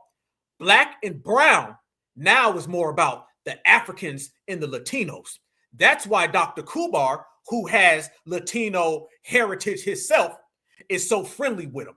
Watch how you're going to see all these people team up, and I'm going to show you the play. Watch it right now, family. You only get this on the Black Alpha Network with the hottest chat on the planet. the fight of life over death, I wish to propose that we firstly establish a commission for reparations following slavery, apartheid, genocide, and colonialism in the countries of the global south. To do so, the United Nations should find a way to ensure that those designing war and death pay their billions of dollars rather into a reparations fund. I hope that this rostrum, the highest on the international stage, will also serve to be able to launch an appeal and recognize that colonialism and neocolonialism was and is an historic mistake that brings and continues to bring a social wound over the population that it victimizes. It also does this with indigenous societies that it affects in particular. Stop! Why is the Bolivian president talking about a reparations fund? Why is the Bolivian president talking about a reparations fund? Family, with all the shenanigans that went on with the Africans, how many people caught this? How many people were talking about this? How many people highlighted this? The Latinos was right there with them the whole time. The Latinos was rocking with them the whole damn time, y'all. This was all one big setup and all one big play because he wants to get in on it. Listen to how many times he says reparations and notice that he keeps referencing indigenous. A social wound over the population that it victimizes. It also does this with indigenous societies that it affects in particular. Today, on behalf of the construction of a fair future, we have to condemn the devastating impact of colonialism in the past and the present. I appeal to the heads of state of CELAC and the African Union to join forces and to oppose the adverse consequences of colonialism. This commission that I've mentioned should set up effective mechanisms to restore historic justice in the following spheres: reparations, land rights, recovery of the environment destroyed through the action of the colonizers and transnational corporations, apologies for the colonial past through the restitution of cultural goods of the indigenous peoples that were taken by the colonizers during the period of expansion and genocide, the prevention of neocolonial practices, programs for the development of indigenous peoples and the preservation of their cultural identity. We should also provide compensation to people who have resisted the military occupation of their territories and those that are suffering under unilateral sanctions and economic blockades. Secondly, we should convert the UN General Assembly into a body with binding power so that it can be an effective voice for all peoples and not a space. I'm asking this because it said... Stop. Here we go. We about to turn up, fam. There you go. You heard that, right? Reparations, reparations, reparations. The Bolivian president keeps talking about reparations, right? That's all he's talking about. Reparations for indigenous people and reparations. He keeps trying to tie that in. Family, let me tell you exactly what ended up happening. That was towards the tail end of last year, okay? Let me tell y'all what happened immediately, y'all. Check this out. It's going to connect all the dots. They were trying to do a hustle because the Latin American countries you've seen are plugged in with the African Union. The African Union is in conjunction with Latin America. Nothing to do with us. They only want to use us by name. The sixth region, all that BS that they was talking about that we shut down. All of this that you've seen right there was them getting together and having that talk. Fam, do you know immediately after that, look at your screen. Look at your screen and look what happened to the Bolivian president, family. His ass got arrested. Can you say ABK all goddamn day? If you can, let me see it in the chat. He ended up getting arrested, family. Why did he get arrested? I'm going to show y'all how it directly connects to the hustle that they was trying to do. Dude got straight up snatched up, ran up on him, ABK. He thought he was going to play games. Look at this, family. Bolivia jails ex-president Luis Arce on corruption charges ahead of trial. Former leader denies charges over alleged diversions of funds meant for indigenous development projects.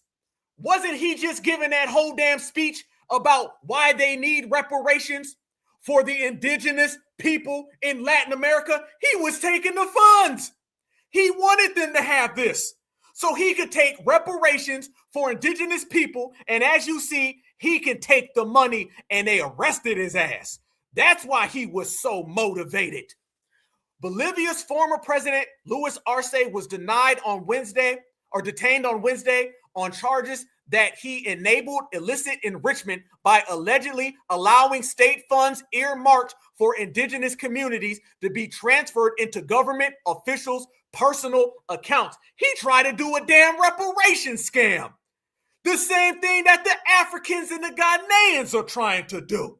But they shut him down. The same ABK that got him is the same ABK that's going to walk Ghana down.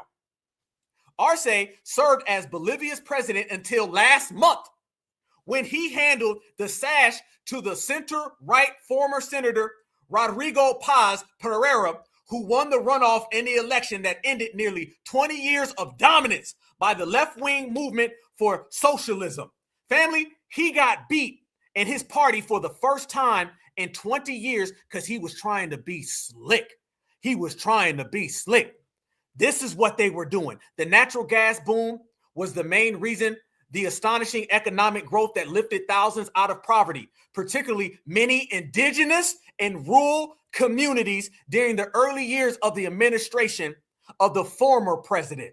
There was a big natural gas boom, and a lot of those indigenous people in Bolivia were getting money, kind of like if oil is in your backyard. So he came up with this whole plan with the African Union to get reparations. So what?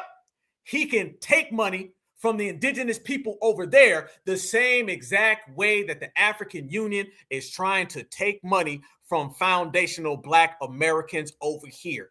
The play has been played out in Latin America, and they thought that they was going to pull that in North America, but North America just happens to be the home of the brave, FBA. You see that, family? That's what happened. And the best indicator of future behavior is past behavior. That's what the European Union was denying, because they knew that the Bolivian president did all of that. That's what the African Union was trying to do. If you want to know what the African Union is up to, look at what the Bolivian president just did. This is a money laundering scam. This is a money laundering scam so you can get money and put it in your personal pockets. He was at the United Nations, fam. That was just a few months ago. He was at the United Nations talking about reparations, the African Union. He was so buddy-buddy with the African Union so he can get reparations money, and he could say it's for the indigenous. Remember, he kept saying, we need reparations for the indigenous people while he was stealing from the indigenous people. He was going to do the same thing with the reparations money, the same exact way that Ghana is running around here right now. And Ghana saying we need reparations so they can take the money and put it in their pocket. Fam, there is no more concrete evidence to what the African Union is trying to do. There's no more concrete evidence to what Ghana is trying to do than what the Bolivian president, their friend, just did. It's all one big money laundering scam to say it's for the indigenous people, to say it's for the transatlantic slave trade, so you can get the money and put it in your pockets. FBA called that out. We called them out. FBA calls everybody out. And guess what? Guess what? We always right. There you go. Told y'all we had something, fam. And we ain't done. We don't hide. We don't run. We ain't here. We on one. You know, a party ain't a party if we don't come. Look at this, family. I told y'all we was going to get dope. I told you we was going to get dope. Old buddy in the beginning, when he was running around here and he was talking about reparations should be for everyone. Why is reparations just for Black Americans? Reparations belongs to the earth. Family, his son was caught in a damn money fraud scheme. Look at facing 50 years for a romance scheme. These damn Africans are trying to do everything to get one last scam. One last scam. Fam, we calling it out. Don't let nobody tell you otherwise. Don't let nobody tell you that we ain't correct. Fam, we got the receipts down to the date, down to the names, down to the faces. I know we do over here on the Black Alpha Network. I know that damn much. Look at this, family. These people been putting these schemes together for the whole damn time because they want our reparations. Reparations is no more different than everything we putting on the table. Why do you think, my brothers and sisters, everybody who's associated with this whole play is everybody in every one who has scam accusations. This dude talking about reparations. Guess what? He got a scam, him and his kid. The Bolivian dude got arrested. He had a whole scam. The Ghanaian dude, he cutting deals with the damn European Union. Why he's saying he wants to sue the European Union. Everywhere you go, all of these Africans and all these scam artists are exactly that, scam artists. So when we say that this is nothing more than a play, I don't give a F what any tether says. It is what it is because we said, and what we say goes because we run everything, including the world. Look at this, family. This is his son. Oh, he got way deep, fam. I told y'all they be loving them 350-pound W women from Connecticut. Fam, he was scamming. He was scamming. Look at this. Son of Ghanaian, basically the parliament member, Nsua Fuensi faces 50-year jail term for romance fraud and money laundering. Fam, I just told you it was money laundering scams, man. Look at these people. Look at this. The son of former, whatever the hell, I'm not saying his name 30 times, is facing a 50-year jail term for his role in a romance fraud and money laundering. He ain't no damn different than them damn tethers on date.com. He out here on one of them date sites, family, talking about I am a 7-foot-tall, blonde-hair, blue-eyed soccer player from Spain. Your ass is a 5'5" tether, Dusty from Nigeria. Stop playing. The former MP has reacted to all charges, saying his son is innocent of all charges since he was deceived into the scam. Another excuse, y'all. It's the government. He was deceived. Your son was deceived? Nah, bruh. His ass was doing exactly what he wanted to do. Evidence revealed that the son of Nwasi Fuada, whatever the F, was part of the conspiracy that targeted victims using false identities. And what did we say earlier, family? All they do is have false identities. Another one. How about this? From at least January 2018 through at least December 2019, the scheme of participants sought to include victims into believing that they were in romantic relationships, friendships, or business relationships with various false personas, aka with 570-pound Becky from Connecticut, who thinks that she's got her a W soccer player, but really she's got a dusty Nigerian in a village who's on date.com. The victims were persuaded to send money for a variety of false and fraudulent reasons to benefit of the false personas. Family, this ain't nothing more than a damn African get-rich scheme that Black Americans shut down in one damn week. This the same dude that was saying he wanted reparations for all of Africa, and he's right there with the guy who said he wants reparations, but he wants a defense pact with Europe, not to mention the Bolivian dude who was stealing money.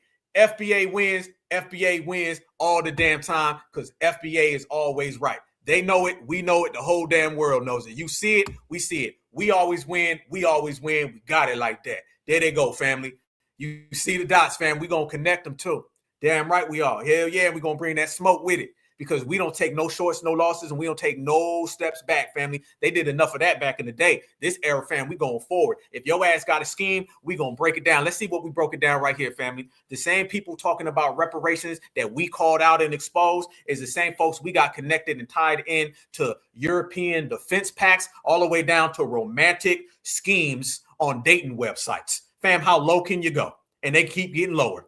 And then you got the Bolivian president talking about we need a fund for reparations while he's trying to fund and take it away from the indigenous people. All these individuals do, fam, they got their eyes on the money. They got their eyes on the prize, but all I see is flies. You know what I'm talking about? So this is how we moving, fam, and we moving very, very strong. And it takes brothers and sisters, kings, queens, goddesses, and gods, such as ourselves to shut it down. And we've been shutting down everything that they turn around. You knew it was a scam. Are you surprised that we're sitting here right now connecting romance schemes to these Africans? This has always been a play. You don't give a damn about the transatlantic slave trade. You were a participant in it. You don't give a damn about justice. You sell out your own people. You don't give a damn about morals. You sit there and take an umbrella and sell your nephew and your niece to the W man. You don't give a damn about standing on business because you're never standing. You stand in flip-flops and you flippity-flop into every single country that a W's in because you're always fleeing to be next to a European. And you don't like the fact that foundational Black Americans see you and expose you, and you got to deal with it. Family, let me tell you what else foundational Black Americans have been doing in the meantime while we've been winning and we've been regulating. These folks out here thinking that they're going to run for president. You got Somalians running around here talking about something. I can go through the run for the president. Oh, yeah, they done got gassed up, family. Or should I say ballooned up from the neck up. Y'all look at this damn dude saying that he was going to run for office. Yes, this guy. Watch this and get your subtitles, fam, because I don't even know what he's saying. But we laughing, though. Also changing the mentality that the first Somali thing, there is no Somali, there is no Mexican, there is no Indian, there is no Chinese. We all Minnesotan, and we stand together for Minnesota, and we show the world that Minnesota nice has changed to Minnesota nice. I'm not sure if this dude is a comedian or if he's actually serious about running for governor of Minnesota, because I checked out his page and he has a really big following. And this is not the only campaign, I guess you could say, style video that he has on his page, because I just had to look because I'm like, there's no way that this dude is serious about running for governor.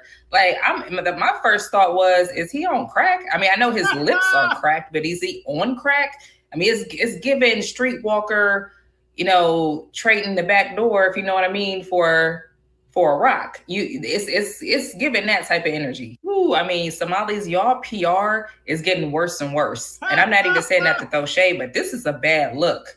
Like this Abdi Razarik or whatever his name is, that's a bad look. I swear, y'all, I really think that we living in a twilight zone. Like this world cannot be a real place. Like this we must have shifted dimensions or something where we just in a whole timeline of just foolery. That this can't be real. Nice. Also, that man was serious too. I ain't going to run. Your ass is gonna run to the damn unemployment line because that ain't gonna work for you, bruh. You see, damn right. It is the Twilight Zone. It's the Tether Twilight Zone. And it's getting more real every single day, family. But you know what, fam? We've always been real. We always been real. We always been 100. We always keep it certified. So let me tell everybody this, fam. They can say whatever they want, but you see it right there. And undisputed, undebatable, untouchable facts, that is exactly where foundational Black Americans live, y'all. Foundational Black Americans, we reside on this side. And in this side, family, we know what it is.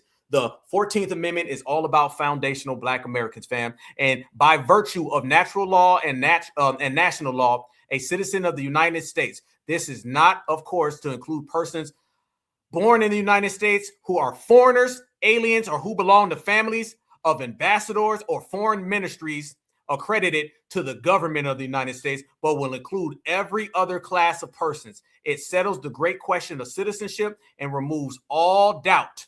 One more time. It settles the great question of citizenship and removes all doubt as to what persons are or are not citizens in the United States.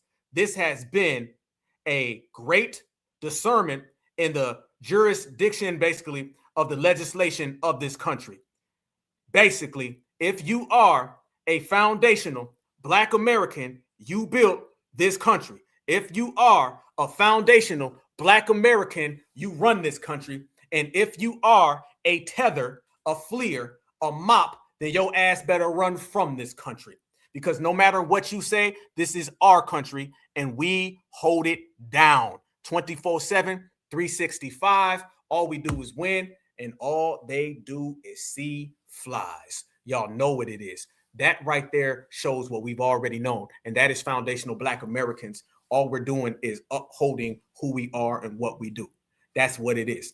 Foundational Black Americans certified. Foundational Black Americans ABK. Foundational Black Americans regulating. We out here regulating, we separating, we delineating, and we ain't doing no player hate.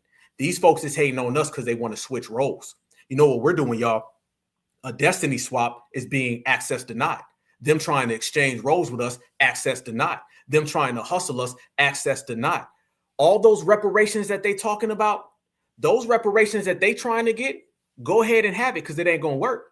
Our reparations, we've made crystal clear, is independent, it is foundational Black American, and it is in the house of FBA, not in the house of nobody else. So family, as a certified foundational Black American who stands on business, who represents the lineage, heritage, and culture, I am so proud of what we are and what we've become. What have we become, family? We've become a lineage, heritage, and culture that is so on the same page. And I'm talking about spiritually, emotionally, mentally, physically. We're all on the page, fam, that truly cannot be shaken. It is not their place to do so. This is our house, y'all. This is our house, and we've created that. We've done that, and we've made it a reality. That's what we've done, fam, haven't we? We've made so many things a reality.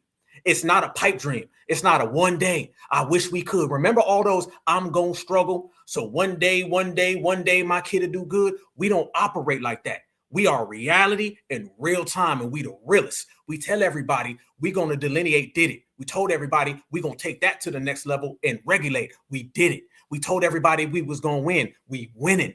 So when foundational Black Americans do all that, what they going to do to us?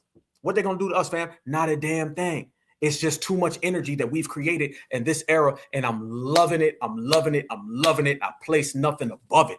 This is all because of us, and we're the ones who made this happen, y'all. We did. So as you're going to hear more conversations about this birthright citizenship, one of the things that I want to hammer home to everybody is it's going to play out however it plays out. You're going to have the two systems of supremacy. They're going to be having their little debates on which side rise, but that ain't nothing new to us. We've always seen the two systems of supremacy and the way they battle each other. What is more important is that we stand firm right where we are. And the more we stand firm in where we are, the left side don't mean ish and the right side don't mean ish. Whatever tethers they bring in don't mean ish, and whatever tethers they bring in don't mean ish, because we're protected by the energy source, the energy field that we've created by being loyal to each other, by being on code with one another, and by loving on each other.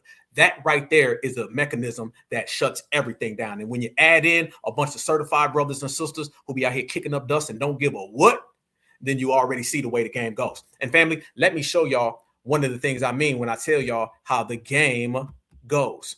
And I'm gonna need all my foundational Black Americans to ride with me on this one, because there's a very, very solid thing that I want to show everybody. And this is exactly what it is. First and foremost, what Black Alpha wants to show you is this right here. Somebody said, "Hey, Roland Martin, there's a double Whopper with cheese." Roland said, "Huh?" And then somebody said, "Hey, Roland Martin, they got a sale. All you can eat at the Sizzler." Roland said, "What?"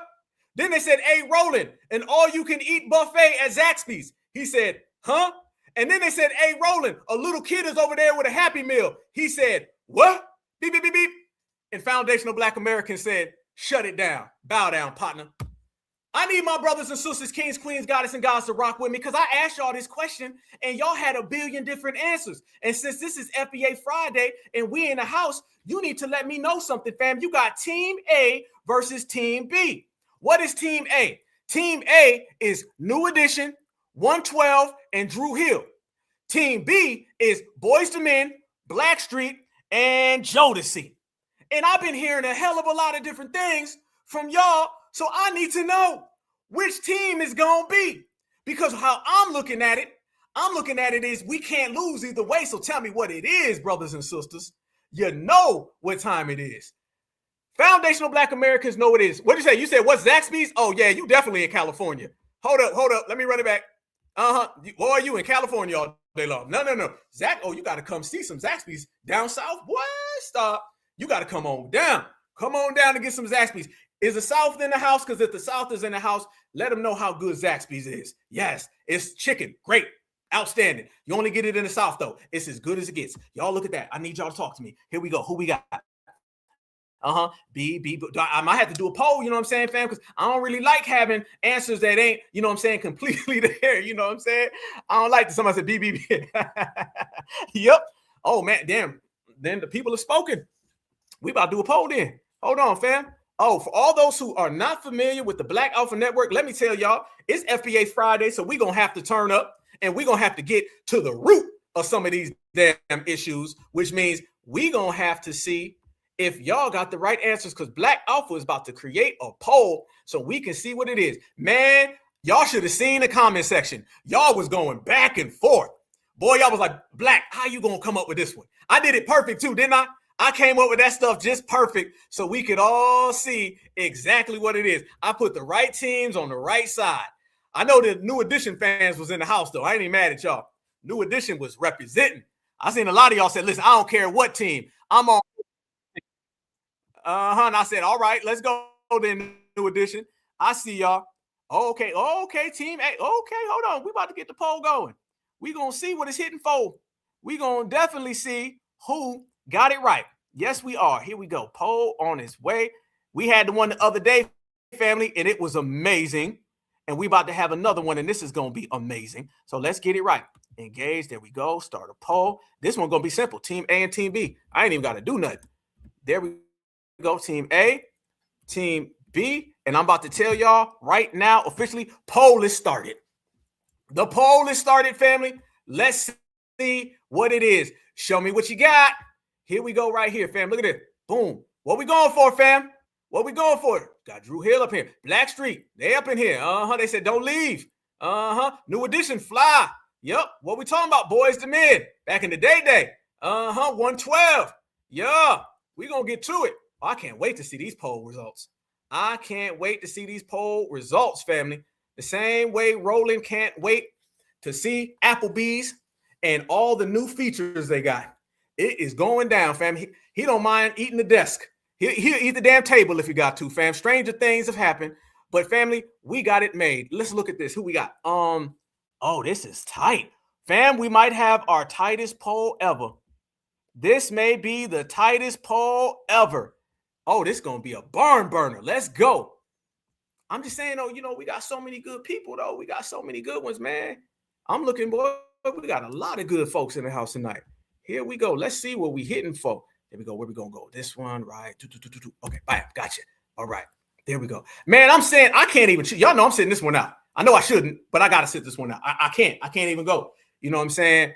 The boys, the men, the New Edition don't get their credit. They don't. I mean, they do get their credit from their fans, man. But if you really give them their credit, nah, man, they in the league of their own. I love Boys and Men too. Boys and Men kind of fell off a little bit though in the 2000s. You know what I'm saying? New Edition, they got hits from the 80s. You know what I'm saying? Yeah, New Edition's on Team A. They on Team A, and then Team B is okay. So Team A is everything on the left, and Team B is everything on the right. Jodeci's at the bottom of the right side. Yeah, that's where Jodeci's at, on the bottom of the right side. Oh, damn, hold on, man. I thought I was. Here we go. I got y'all. My bad, dog. There they go. Check that out. There you go, family. That's it right there. So everything on the left is Team A. Everything on the right is Team B. Blackstreet has some joints too now, boy. They was out there snapping. I ain't even mad at Drew Hill. Drew Hill had some day, man. They had some cuts. I ain't mad at Drew Hill. Drew Hill had a couple joints that really came with it. It really did, fam. They had some heavy hitters now. You know what I'm saying? Jodeci. Okay, Jodeci fans is in the building. Damn, this poll is close. Damn, this poll is close, fam. Oh, y'all gonna love this one. Oh, the family is talking. The family is talking. I ain't mad at y'all at all. Damn. Oh, we're gonna debate about this, though. We're gonna have a whole debate. Damn. Fam, this damn poll is close. Team A is barely winning with 52%. Yes, a tight race. Damn. This is on. Kamala couldn't get this. Look at that. We're going to let it ride for a minute. Yep. Hold on. Where we go? Okay, now I see you. You like Dave Matthews Band? Is that what you said? This might be the wrong place. This might be the wrong place. So what do we have, family? We got a bunch of certified foundational Black Americans. You know what I'm saying? Here we go. You said Jodeci got your heart. Love me some Jodeci. Queen Natural, you said, okay, it's got to be Team A. Okay, let's go. New Edition go back, man, go back to the 80s with New Edition, though. You go back to the 80s with New Edition. New Edition was cold. All damn day long. Yeah, Yeah. Oh, you said Drew. Oh, my sister said Drew Hill better than 112. I don't know, dog. I'm sending this one out, but I'm sure somebody gonna debate you about that one. Oh, hold up. Go ahead and look back at your screen, fam. Yeah. All of them Team B. Okay, if you had to choose, man, y'all was like, Black, how you gonna come up with this one? What's really good? Yeah, Dave Matthews Band, that's funny. That's too funny. Look at that. Uh-huh. Yeah, Mr. Telephone Man. That was that joint, boy. I'm gonna have to listen to that tonight. New edition. Yeah, new edition cosign. Oh, yeah, because yeah. If I remember Boys to Men, ABC, BBD. I remember that. Yep. Jagged Edge. Yeah, I was gonna put Jagged Edge on there. But I was like, let me keep it good. Yep, them salads at Zaxby's they be snapping. My brother Tony Jones, you gotta pick one, baby. You gotta pick one. What you got? Show me what you got. He said, it's too tough to call. You over here sitting it out with me. I don't know why I be sitting it out, fam. I be trying to stay civil. Hold on, who'd you pick, Church? I didn't see it. Who'd you pick, Church? There we go. Okay, let's go. Yeah. Oh, somebody said Forever My Lady. Ooh, man. There's certain songs, man, that just up them. Oh, Can You Stand the Rain? Oh, now we cooking, everybody. Yeah, the East Coast family. Yep, you know your stuff. Okay, we in here. Oh, now we cooking. This is going down. Now it's getting real. Oh, they got a Zaxby's in Vegas. Okay, there we go. Oh, you picked New Edition, brother? Okay. The New Edition side. Okay, 54% for Team A. Okay, we're gonna rock this for a couple minutes, man. We're gonna get to it now. We're gonna make sure that everything is where it need be. Okay, let's get it. Boys to Men. Okay, Team B. All right. He said, "Tell us to call Mr. Telephone Man." He said something wrong with his line, huh? Ooh, New Edition. I'm still in love with you. Ooh, okay, talk your talk. What'd you say? You said I want Team B to win? I'm very neutral. I'm a neutral person. I'm just like politics. I'm independent. You know what I'm saying? I'm independent. I don't want to sway nothing. No way. You know what I'm saying? I might have a few favorites. You know what I mean? But we're gonna find out. We're gonna get straight to it. Well, y'all got me with the Zaxby's. You gonna, man, is Zaxby's close? Zaxby's might be close. Y'all gonna make me go to Zaxby's up in here. Candy Girl. What? Let me tell you something. New Edition, they was like one of the first, boy bands, you know what I'm saying? All that, New Kids on the Block, the W's, they stole the dude who put them together was the same guy. That's why it's New Kids on the Block from New Edition. And they even told it was like when we put together a W group, it went somewhere else with it. You know what I'm saying? Yeah, okay, who we got? Okay. Poison. Yeah. I'm gonna stop calling my friend. Let me stop. I ain't gonna say nothing. I'm gonna let it all right out. Let me stop. Okay, I'm gonna be quiet. I'm just gonna navigate through all of this. Yeah, I love that group right there. I'm not gonna say their name, but I really like that. I'll see y'all in the chat though. You know what I'm saying? Damn, 112. I rock with 112 too though. 112 go hard, man. You know what I'm saying? I rock with them. Yeah, Can You Stand the Rain? Y'all got some hits up in here, man. Too many for your boy. Damn. Come and talk to me. Damn. Somebody put Gucci Man. Shout out to Gucci Man. You know what I'm saying? I heard times is hard on the boulevard for, the situations they got going on. Yeah. So okay. Peaches and Cream. Yup. That'd be that joint. Yeah. Yes, indeed. Oh, If It Isn't Love. Remember that video, boy? They was kicking their legs and stuff. They was out there, boy, getting it in. Yeah, you said rolling like some fat boys. I heard he might be the fifth, sixth member. You know what I'm saying? Matter of fact, I heard he's the fifth, sixth, and seventh member. Take that. There they go. Here we go. 112. Yep. Okay, let's go back to the screen. Let me let y'all see it even further, man. Here we go. We in here rocking. And we're gonna get this poll right. Yeah, that Peaches and Cream was hitting, wasn't it? Yeah, 112 Promise. I still like that damn Only You. That Only You was my back in the day, family. Used to love that Only You. Go hard. Yep. Oh, seasons change. Why you gonna do that? Oh man. And Roller be stepping on everybody's toes, don't he? Oh yeah, Team B starting to stall. You stalling. Hey, if you are Team B, get your votes in. It is about to go down. Get your votes in. Here we go. What time is it? It's okay. We'll give it like 3, 4, 5 more minutes, and then we'll ride it out. Let's get it though. Yeah. Oh, Next has some joints. I used to love them too. Oh yeah, I love Bone Thugs and Harmony, man. Y'all don't even get me started on Bone Thugs. I take Bone way too serious, man. That's my favorite group ever. Oh yeah, yeah. Yes, Peaches and Cream. What my man said? Cookies and cream. Know what I mean? Cookies and cream. Yeah. Oh, yeah. Boy, Zaxby's Texas Toast. Y'all about to get me out here, man. I'm about to have to go. Yeah. I ain't cheating. I promise you I ain't cheating. I ain't messing with no numbers. Ain't doing nothing. No, it's all easy. Look at that. Here we go. Boy, we almost there, family. We almost there. Here we go. Okay, matter of fact, let's go ahead and close up. Let's close up, fam. In 5, 4, 3, 2, 1. Let's see who won this poll. End poll. Bam. There we go, family. Poll end, and it's a wrap. And Team A got the strap. There you go, family. Team A came out on top.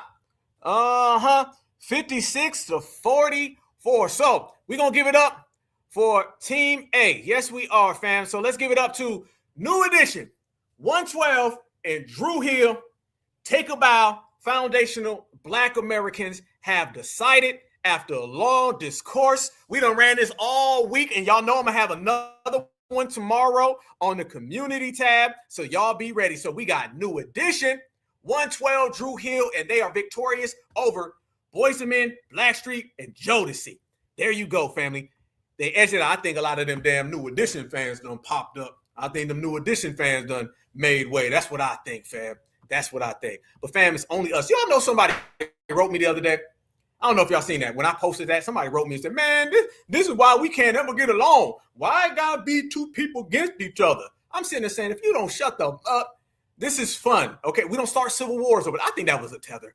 Anytime somebody comes around, fam, and they be saying stuff that's completely out of left field that we don't say, okay, nobody in here is talking about fighting nobody over this. Okay, so whoever the hell that was, sit down, just go somewhere else, because foundational Black Americans, we do this. We've been having verses for the longest time. We've been battling for the longest time. And what makes us great is that we have verses and we battle and we do it all out of love. No Limited Cash Money just got busy, family. It was all love. Everybody was gravy. So yeah, take your tether ass home, man. Y'all know how foundationals get out. Foundationals really, really hold the line, fam. Let me show you guys something else, okay, as we celebrate Team A's victory, fam, and all the great records. I do have something I want to show you guys, and this is what I'm going to do for some time now. I want to show you guys this right here. This is a good brother, and I'm going to start posting these GoFundMe's, fam, for people that are of the lineage, that are solid individuals. Okay, this is a good brother. Okay, and he's a musician. And what happened, family, is he ended up losing his sight. He ended up losing his sight, family, and they're messing with his Medicaid and Medicare and all that stuff. So some of the brothers and the sisters put together the GoFundMe. Quran is his name. And great music, family. I mean, great music. You can listen to some of his tunes. If you get on my Instagram and you see my first picture, he's got a song that I use with some of our other brothers. It's a great record, family. But if you guys could, $5, $10, it doesn't matter, man. I'm going to do this all the time. Some people have sent me just personal GoFundMe's. Please, y'all, please send them to me, and I'll make sure that I post them so I can do this for the people, y'all. You know, this means more to me than anything. You know what I'm saying? This is going to be something I'm going to do. I'm probably going to start doing, earlier in the broadcast, but just you guys could drop $2, $3. Anything counts, man. Anything matters. But they ended up messing with his money, as they be doing. And y'all know how they do. I'll read you guys the first beginning of the paragraph. It says, "Hi, everyone. I'm reaching out to ask support for my friend, Quran Tyrell, whose life changed suddenly and dramatically. He recently lost his eyesight due to basically ailments. And as a result, he's no longer able to work.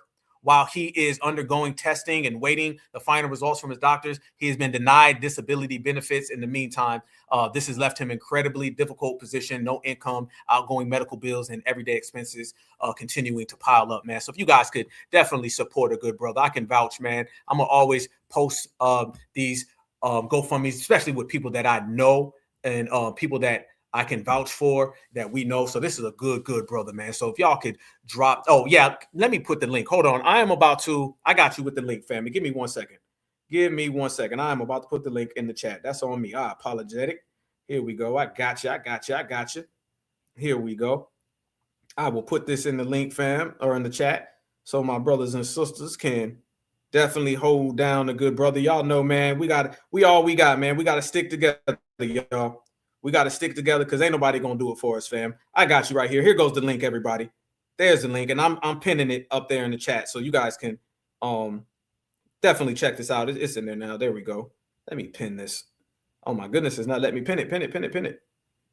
It's taking me to it. Hold on, I got it. There we go, family. It's in the chat. I appreciate all that, family. I appreciate the love. Definitely.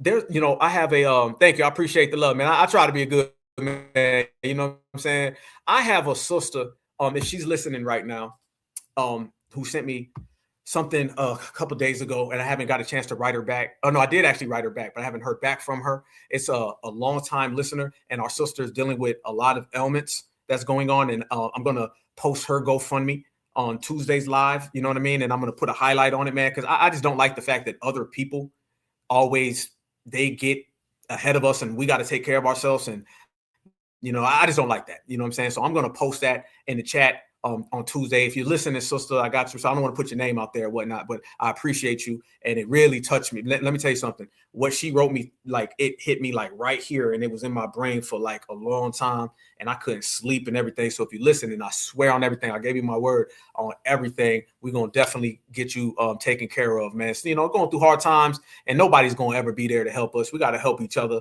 and we got to, hold each other down. And that means more than anything. So I appreciate all the love and cash apps you guys send me. I appreciate that, but don't even bother with me tonight. If you can send that to our brother, I'll be fine.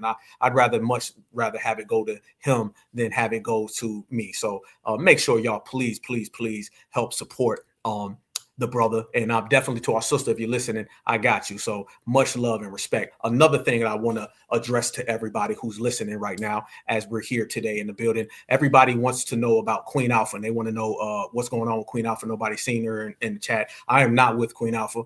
Okay. Me and Queen Alpha are not together. Okay. So I want everybody to know that Black Alpha Network, that is me, myself, and I, you know what I'm saying? All love, all respect, but this is my thing that I do, and we are not together. All right. So a lot of people wanted to know and everything like that, but no, this is Black Alpha Network, and you're talking to Black Alpha, and this is my baby. This is my brand. This is what I do. This is the work that I put in. You know what I'm saying? And I want y'all to know that, to be honest with you guys, straightforward, we're not together. Okay. So it's me, myself. All right. And this is how we grind. Everything that y'all see, from all the thumbnails and the work that we do, this is been Black Alpha. Okay. This has been Black Alpha for quite some time. All right.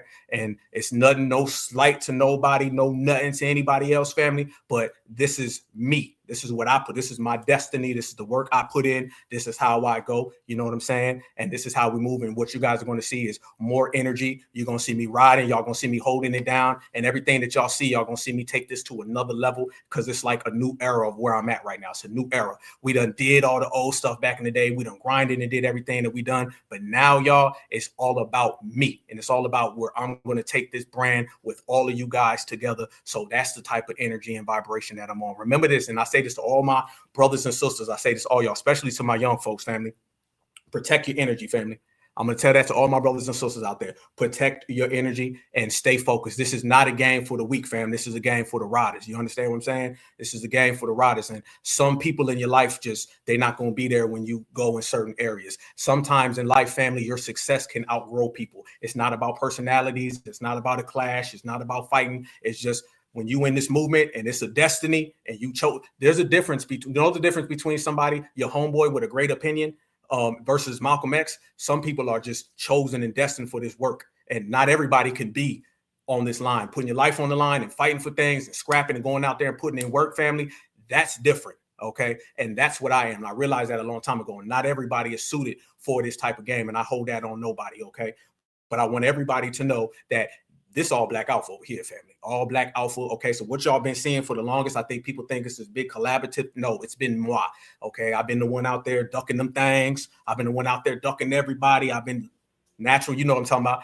Been out there putting in work. This is all me. So I'm a real one. I'm going to respect everybody, but I want people to know, family, solo dolo over here. And this is what it's been for a long time. But protect your energy, because I'm going to tell you one thing for certain, family. One thing for certain. Never in your life, family. Never, ever, ever in your life slow down. Okay.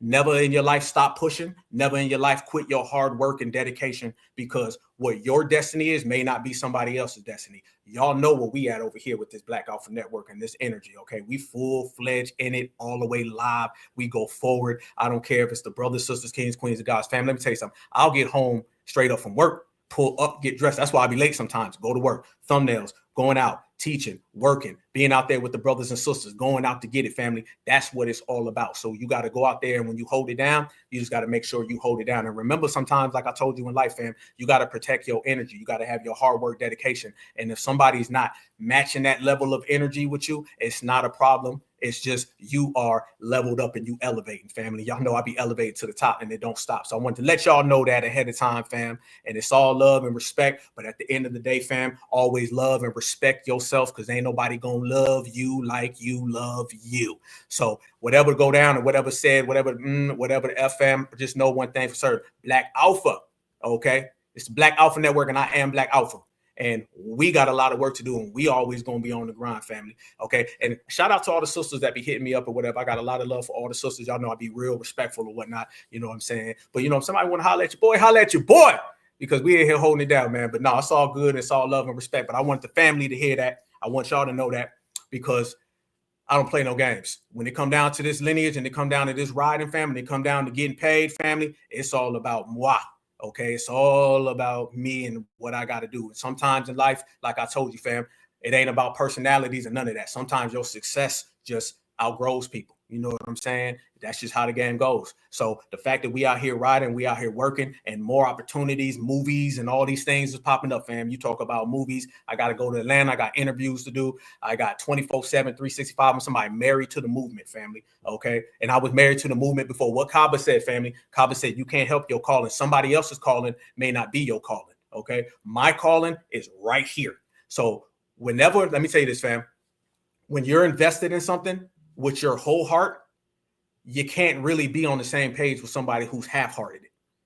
That's the difference between me and a lot of other people, fam. So this is all about us, all about moving, all about grinding, all about shining, all about holding it down no matter what, all damn day long, 24/7, 365. So y'all about to see a level up unseen before. Like I was just telling Queen Natural, I told her off rip, we about to go full speed, and we about to go on somebody wrote me the other day, said a generational run. We about to go on a generational run, family, and shut it down. But Black Alpha is Black Alpha, and Black Alpha is free solo, baby. So let's turn this damn thing up and holler at me if you own one. So with that said, family, I got one more thing to show y'all, and I'm not done. I got one more damn thing to show y'all, and I ain't done up in here. Oh, by the way, I'm gonna say this as well.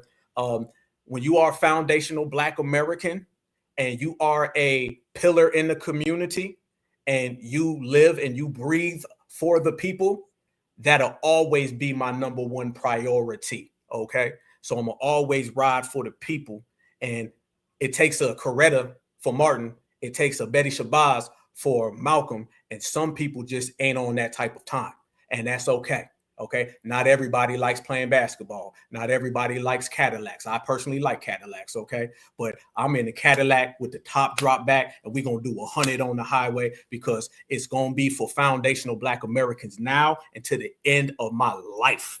And anything and everything that ain't aligned with that is just gonna have to be off to the side, family, because we're gonna always serve the people. We're gonna always put in work, and we always gonna grind with it, because that's the Black Alpha way, family. So shout out to y'all, and shout out to the whole damn team. Now we got you gotta have a rider. I see you. You know what I'm talking about. You know what I'm talking about. You gotta have a rider, family. You gotta have a rider, straight up and down. You can't make nobody ride, family. You gonna ride or you not. Okay, but y'all know I'm riding with or without. So y'all check this out right here, fam. And I'm going to show y'all this, and I'm going to hold it down. And this is going to be for the family. Yep, you already know Diamond. Hey, y'all already know. Diamond in the back, sunroof top. We got the gangster lean up in here. And let me show y'all this right now so y'all can see the way the game goes. This is one thing I want to show y'all before we close up. This is the certified foundational Black American way. And certified foundational Black Americans don't play. Here we go. I got to pull it up. Y'all know I be having a gang of stuff loaded. It ain't no easy work, fam. You know what I'm saying? Being the certified, fam. It's a full-time job. Here we go, y'all. But you know what, though? Let me say this too, fam. I'm going to say this as well. And this is for all my young folks out there, all my brothers and sisters, kings, queens, goddess, and gods. Remember, y'all, your destiny is what's most important. In the great words of Afeni Shakur, she said, always worry about yourself and focus on yourself. Okay? Your destiny is what's important, because if you ain't here, ain't nothing here. Okay. And sometimes in life, when you look around, you only gonna remember who's standing next to you. not who's standing over there. So if somebody's standing over there, then they don't need to be right here. And when right here is way up here and that person ain't way up here, then you good and you made the right decision. So always remember, fam, never stop, always hard work, dedication. And just because somebody's not as blessed as you are, it ain't a problem. It just means that you are definitely blessed and you walking in your destiny. Family, we all walking in our destiny from now until forever. Real Rider. Check this out right here, fam. This is what I want to show y'all as we are in the building. Foundational Black Americans, we don't play, and it's FBA all damn day. I want everybody in here right now to stand up and salute. I want to send the biggest salute. Y'all know this picture right here that I'm always showing you guys. That right there, that little boy right there that you talk about, fam, that's within all of us, okay? That's the energy that we all embody. This right here that I'm talking about, that is the energy that we all embody. And this right here is all what we embody. But look at your screen, family. I wanted to show you guys this because as Benjamin Crump been running around here and Benjamin Crump has been talking about reparations, I wrote Benjamin Crump about the situation with the NAACP. Y'all remember that, right? And I was supposed to show you guys on the last broadcast, but I didn't get a chance to do it. So I'm going to go ahead and do this so I can get out the way with this guy. Y'all look how they try to play us, family. While I tell everyone we got to hold each other down. I recently attended a public MLK Day event held by the local NAACP branch at the State House in Columbia, South Carolina. I was asked to leave without explanation, along with a few other people who I was not grouped with or who I was not at the event with. As I was silently watching the speakers on stage, despite the fact that this is and was a public event on public property, we were informed that we had been disinvited. A number of individuals presented taunts something because of t-shirts bearing quotes with Dr. Martin Luther King. Even though there wasn't a dress code issue for the event, we were being unfairly singled out, categorized, and subjected to discrimination based on our political prejudice or based on political prejudice. Because of this reality, I have footage of what occurred, and I also have several eyewitnesses. Family, do y'all know that Benjamin Chump wrote me back and he said, "Thank you for reaching out, and I am so sorry for what you're going through. Unfortunately, my firm does not handle this type of case. However, I encourage you to contact your state bar association, which can put you in touch with a local legal aid society or another source of appropriate legal help." Ain't that funny though? Because his ass doesn't handle reparations, but he was sitting at the damn reparations panel, wasn't he? This is why we don't rock with dude. He hit me back to tell me no. He hit me back to say, well, I can't do nothing about it. And do you see what I'm talking about right there, family? This is why we go full 100% on these tethers, these Democrats and these ops, because we're not going to wait for these people to do what's bad. We're going to go ahead and regulate them in the process. That was a direct message between me and him that he didn't know he was effing with the #1 activist who was going to put it on the screen. Then if you can't help us with that, then you better not say nothing about reparations. And don't get it twisted. I already knew he wasn't going to say nothing. So I set him up. I messaged him so he would message me back. And then when he messaged me back, I threw that out there. That was right after the NAACP thing. So family, this is right now by us as foundational Black Americans.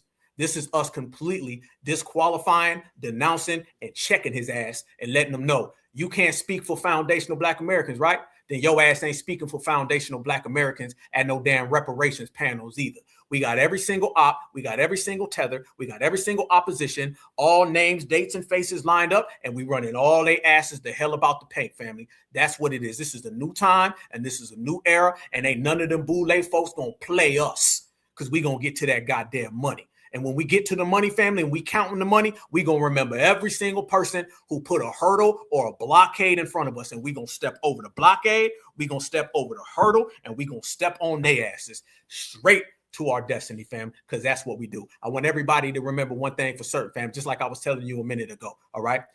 Stay certified and always remember, y'all, you're #1. And when you level up, it's not somebody else's fault they didn't level up with you.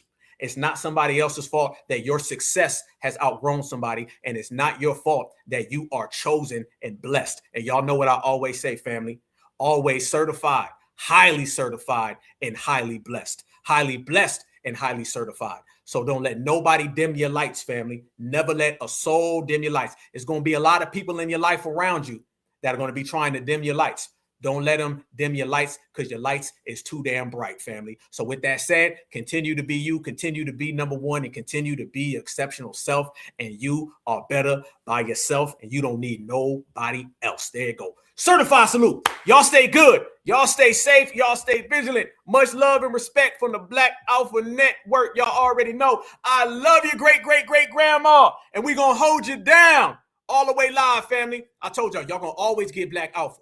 Black Alpha gonna take it to another level. Black Alpha is a living legend. Black Alpha going down with the Hueys and the Bobbies and the Martins and the Malcolms. They gonna talk about Black Alpha 50 years from now, family. Tell me, there's a hell of a lot of people around here, y'all. There's a hell of a lot of folks. But there's Black Alpha right there, y'all. I'm going down in history, a legend. Not because we are out here stepping by ourselves, out here because we stepping together. And I know one thing, family. If I'm going to be out here as a pillar and a leader who focuses on the community, or if I'm going to be out here as an activist and a rider, then family, you ain't riding unless you got the whole family. So I'm giving y'all my word, family. This legendary, iconic run that we are on will not stop. And y'all about to see us level up. That's going to be more motion. That's going to be more shining. That's going to be more winning. And that's going to be more blessings. I promise you that. You ain't seen nothing yet. And it's about to turn all the way up. Love y'all. Stay good, family. Much love and respect. I will catch you all on the other side. And remember, no matter where you go, no matter where you at, no matter what's popping, that black is beautiful and beautiful is always black. And your boy Black Alpha loves y'all all with a passion. Certified. Stay good. Free Huey.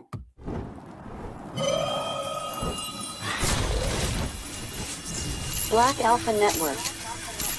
Home of Black excellence. Power to the people.